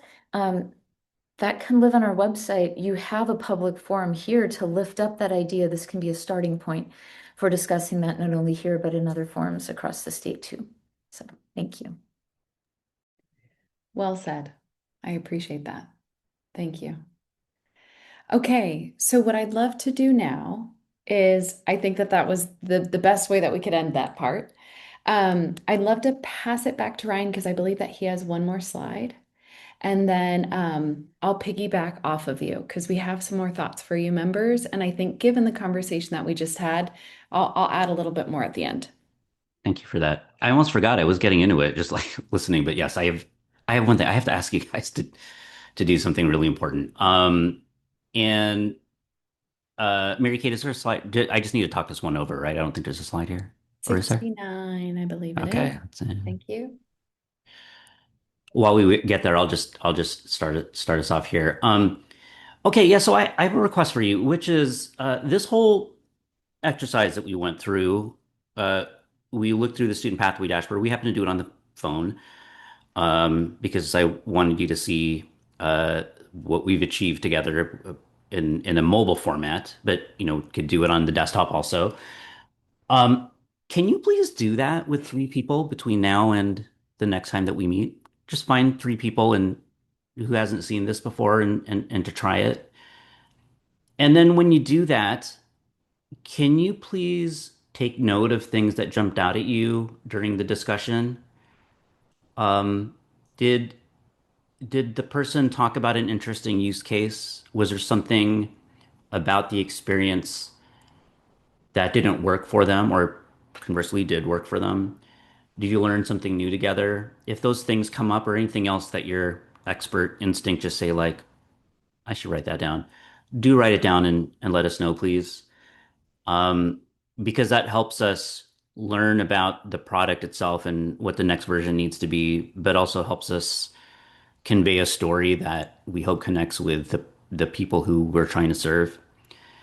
Um, and then finally, as you share with folks, as you take note of things that come up, um, we would really appreciate it if you could take photographs, do a little bit of writing, a couple of sentences, or anything that captures that experience in a way that we can aggregate it and learn from it as a story and also share it. One of the things I think that's really challenging for us is we're we try to scale our feedback as best as we can, and I think it's a really great solution to try and meet the needs of as many people as possible. But the trade-off is it can be hard for us to personally connect with folks, and so we kind of have to look for ways to be able to tell that story in a way that has individual users experiencing this and saying like, "Oh yeah, that this feels at home for me," or this story or this picture tells me a little bit about how folks are trying to connect around this stuff. And so it would really help us if you did that. And I'll give it now, that's a request. So uh, can you do what we did with three other people? Can you take note of interesting things come up? And can you snap a photo or do or create something that captures that moment and then share with us? And then now I'll give it back to Mary Kate for the hard part, which is by when. It's all you, MK. Love it. Brilliant. Thank you. Which is the next slide. So, members, you may recall when Mary Ann did her ED update, she talked about how we have our 5-year anniversary. That's this month. And then she made the joke that, well, I thought it was funny when she said, your birthday week. I don't know. I guess we're spoiled in my family. We have birthday months. But C2C is doing birthday year, which is a whole blowout. I love it. So to help us with the celebration of our 5-year birthday, we really want to showcase you all as members, right? And so that was Ryan's ask that he just gave you to share this with 3 folks, to take those videos, to get those quotes, to get those photos, whatever this looks like to you. But we want to weave your submissions into our 5-year anniversary strategy. And we want to showcase, again, as Ryan just said, what you all are doing, your ambassadorship. You've gotten that training here today. And then highlighting how, this is getting in the hands of everyday Californians. Ryan said this very well. So, your help is helping us effectively tell this story, and that's where you come in here. So, I'm asking that you get it back to me on Wednesday, July 29th. That's about a 2-week period. If you can't get it in by then, it just won't be rolled out right away. But I'm hoping that the majority of you can make this commitment to this deadline. I do want to just pause for a moment and reflect on some of the things that we just heard. I can understand given well, first of all, I want to say, Member Maestas, thank you so much for being open and honest with us today. And there was, we also heard from Member Carmson and Member Johnson. So, what I would like to say is this might not fit everybody, and that's okay. But that doesn't mean that we can't use you all as ambassadors. So, I'd love to think for maybe something that works better for you. And how we could utilize your voice maybe in a different way. So just want to acknowledge that. Thank you for your conversation. I think Marianne said things very well. And what I do want to invite us to think about is how y'all show up in meetings. And I feel like you utilized your voice well today and we opened that conversation and I really appreciate it. So I just want to take a moment of gratitude. Questions for me? If I could get thumbs up, we'll move on. We have 7. We're supposed to be adjourning in 7 minutes. Brilliant. Okay, great. Let's move to agenda item 5. This is ambassadorship. So this is where we really speak to you all as members. So we're jumping ahead of things. Give me a quick moment to get there. All right, for my colleague Belicia Smith, we're looking at, you're there, slide 96. This is great. So home stretch, folks, we're almost done with the agenda. Thanks for holding on. We are going to take a look at reporting out of community ambassador work and you all as members. So we have two parts to this section. The first one, we want to highlight key member contributions as we have in the past, share upcoming opportunities, and then we're going to say goodbye to some folks at the end of this. So let's take a look at that next slide. Mark your calendars. So now, members, I don't know if you're new school and have a phone, or if you're old school like me and you have a planner, get that planner out, mark your calendars right now. Let's do this together. Cradle to Career has a lot in the hopper. So on September 22nd, 23rd, we'd like to invite you to the Datathon, Ed Trust West Equity Forum. So thank you. We have member Nellum on the line with us. That will be in San Diego. Feel free. October 5th, Bay Area Data Walk. So thank you. We're looking to members Takagi and Gamboa, who are helping lead us this effort, who diligently booked the room and of getting this started. That's October 5th, Santa Clara University. We have a lot of Bay Area folks, so hopefully we'll see you. February 10th, we're going to be in Sacramento. This is the Community Data Day. Now, you'll notice that Shannon Serrato had talked to y'all about a data-a-thon and a Community Data Day when y'all last met. Well, now we're starting the execution stage of things. So you heard it here first. Hopefully this is on your calendars and hope to see y'all there, whether you're a current member or a former member.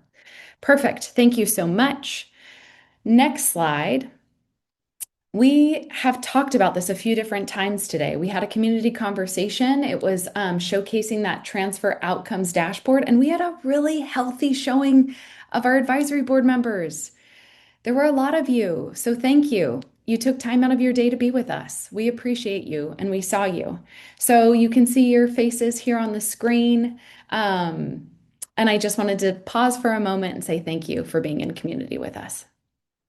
Brilliant. Thank you. The next one is language access. So I'd like to take a moment to pause here and recognize one of our departing members. This is Member Gamboa, in case you don't recognize him by his photo.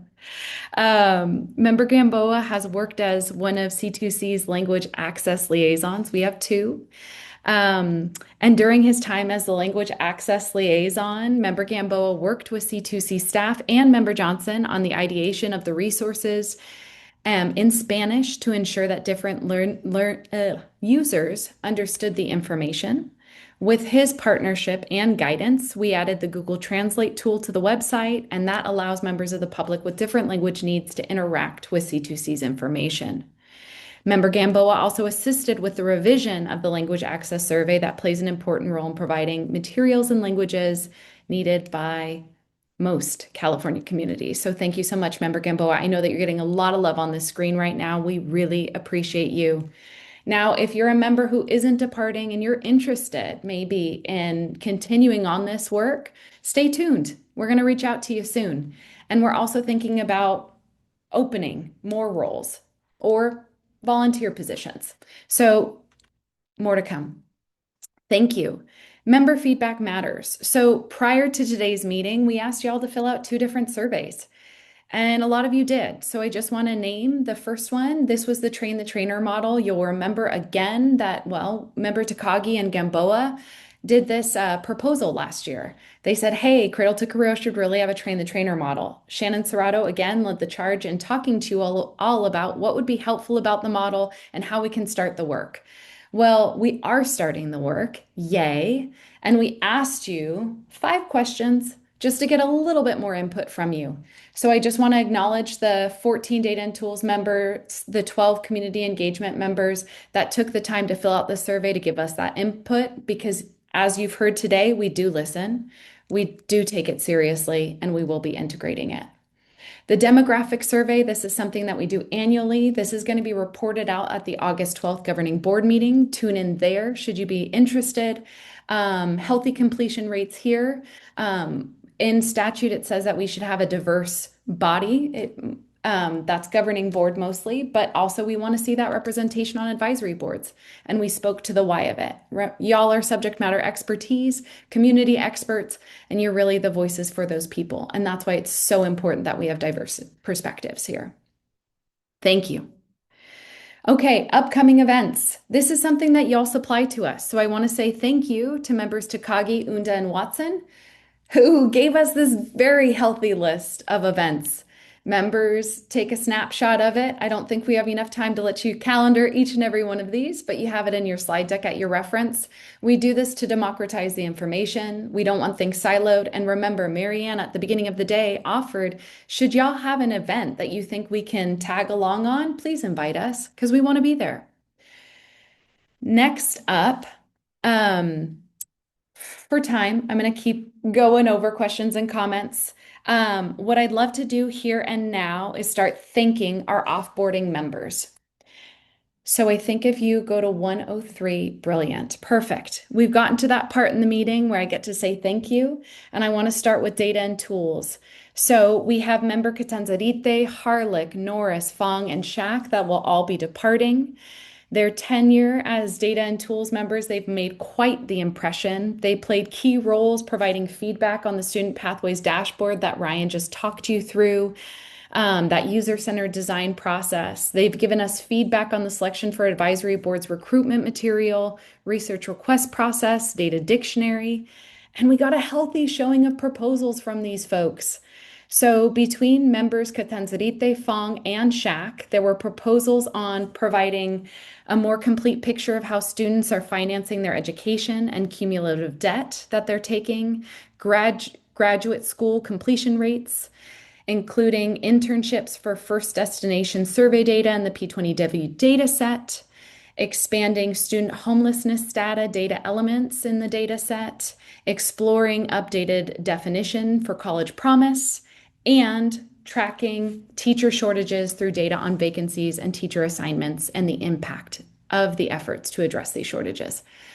So thank you all. Also, Member Fong did the proposal on child saving accounts, which played a major role in CalKids. Y'all heard from Noah Lightman earlier today, and Marianne, our executive director, gave you an update. So very impactful. We really help you. We are really thankful for you. You have been very helpful to us. Thank you. I'd now like to thank our community engagement members. So we have 6 folks that will be leaving, members Gamboa, Gottlieb, Lopez, Lopez Valdez, Wynn, and Takagi. During your time as advisory board members, you played important roles in spreading awareness about Query Builder, Student Pathway Dashboard through community outreach and engagement, and providing feedback again on that selection board's recruitment material.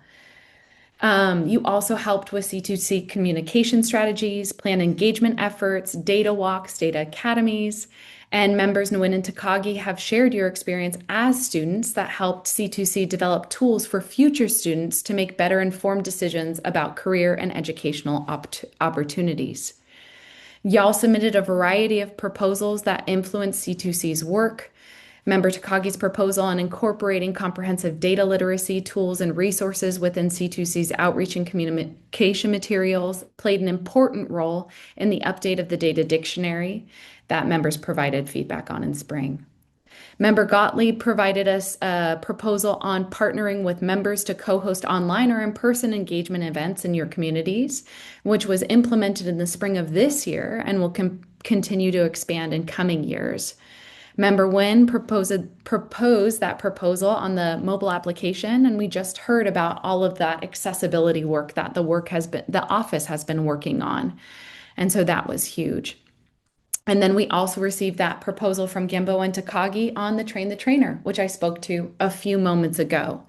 So we really appreciate all 11 of you. You've made an impression and an impact. Now, there's been a ton of emojis, a ton of love. I'd invite y'all, if you want to come off mute, we could clap together. That may feel weird. That's okay too. But if anybody wants to give any reflections, this is kind of your time to do it. So we could pull down the slide deck if we'd like, and we can do open mic for a few moments.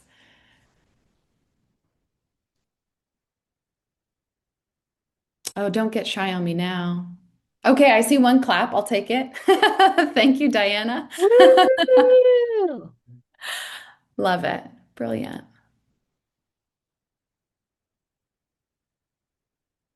Okay, so there's lots of celebrations that are happening in our own bubbles. I love it. We can leave it there. But truly, if anybody wanted to say anything, I don't want to cut folks short.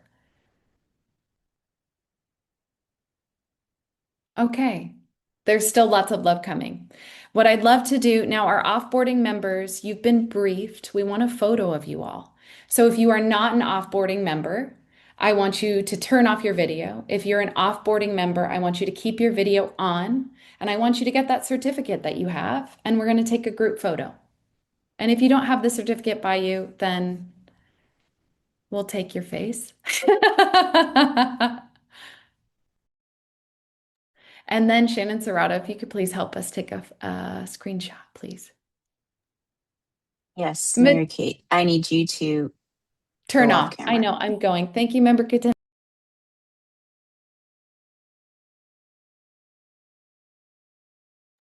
Okay, I'm gonna say this so you guys can hear when I'm actually taking a photo. I'm about to. Ready? 1, 2. Okay. One more time. 1, 2. Beautiful. Excellent. Great job. We did it. Thank you all. I really appreciate you, and I really appreciate that. Okay, perfect. What I'd love to do now is move to agenda item 6. This is public comment. We have folks that have been with us since the morning. So if there's anybody on the line that wants to give some general public comment, please feel free to raise your hand. And I'm stepping on Stephanie Gutierrez's Valdez's toes. So I'll pass it off to her to lead us through this. Thanks, Mary Kate. For folks tuning in and wishing to provide a general public comment, please raise your hand at this time. Okay, I see no raised hands. That concludes this general public comment portion, and I'll hand it back to Mary Kate Cruz-Jones to conclude on adjournment.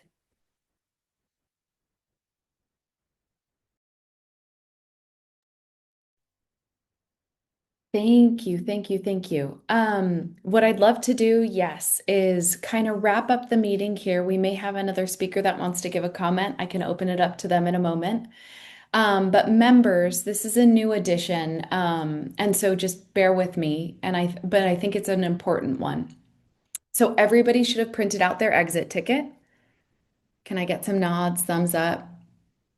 Yes, okay, I see one thumb up. I'll take it. What I want you to do, we're going to pause for a moment.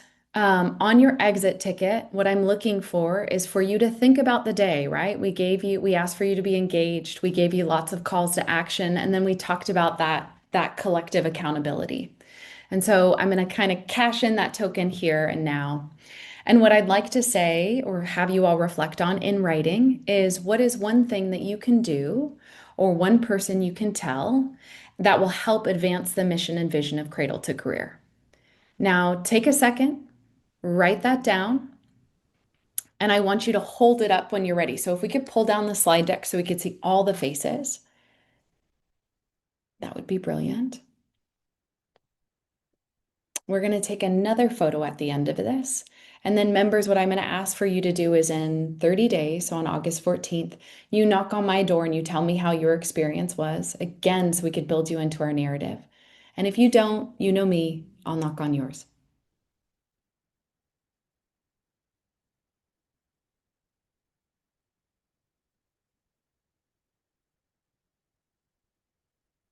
My printer was giving me the blues, so it's on just a blank piece of paper, but I have it here. All right, I'll take that, Member Jones. Thank you. And Executive Director Bates, too, as well. If you'd love to say anything at this time, please feel free to, or if you want to do it I after. jumped in so often, I have no thoughts left, so I won't delay your agenda further. Brilliant. Thank you. Thank you. Thank you. All right. Oh my gosh. Wonderful on the screen. Okay. Hold on, I'm gonna take So, a screenshot of this because it looks so good. Ready? yes. Wait, let me get off, 1. Shannon, please. Okay. Okay, here we go. Excellent. Thank you all. Thank you. And thank you, Shannon Serrato, for taking my screenshots. I really appreciate it. Now, y'all can see I have glasses and I can say with confidence, my vision isn't the greatest. So can you please share it with me via email so that I can see more clearly what y'all just committed to? I would really, really appreciate it. So that's first step in you making good on your promise. Please and thank you. Okay, as we wrap up this meeting, I just want to give some concluding thoughts before I officially adjourn here. Thank you so much for doing the exit ticket. I think it's a fun strategy, something that we'll implement in the future, and I really appreciate you all for it. Members, you came today and you came with it, and I really appreciate you for it. It was really engaging. I appreciate each and every one of you, your perspectives, and the dialogue that we had. So thank you for that. We had one public commenter. Thank you, Vanessa, for being with us here today. Remember that you have a handful of things to do next, some deliverables, multiple calls to action, deadlines. Expect an email forthcoming. I'll remind you of all those wonderful things, items on your homework. Um, and then just saying, if y'all want to tune in, our next public meeting is going to be on for our governing board meeting. That's on August 12th. If you were particularly interested in that work plan, you'll hear about it then. That's going to be at 400 R Street. And we also have virtual options always. So you could be anywhere in the United States, well, around the world, and hear from us. What I'd also love to say is, members, remember that y'all are going to meet again in fall, and it's going to feel thinner because we just offboarded or started the offboarding of 11 different folks. So we'll see data and tools again on September 30th. And we will see community engagement again on October 14th. And now we have the new 2027 date, so look forward to those coming as well. Now, if nobody has any issues, what I'd love to do here is adjourn the meeting at 2:10 p.m. Thank you for your grace. We're 10 minutes over, but it was wonderful being with you all. Thank you and happy Wednesday. Thank you. Thank you. Bye. Thank you. Thank you. Thank you. Bye. Well.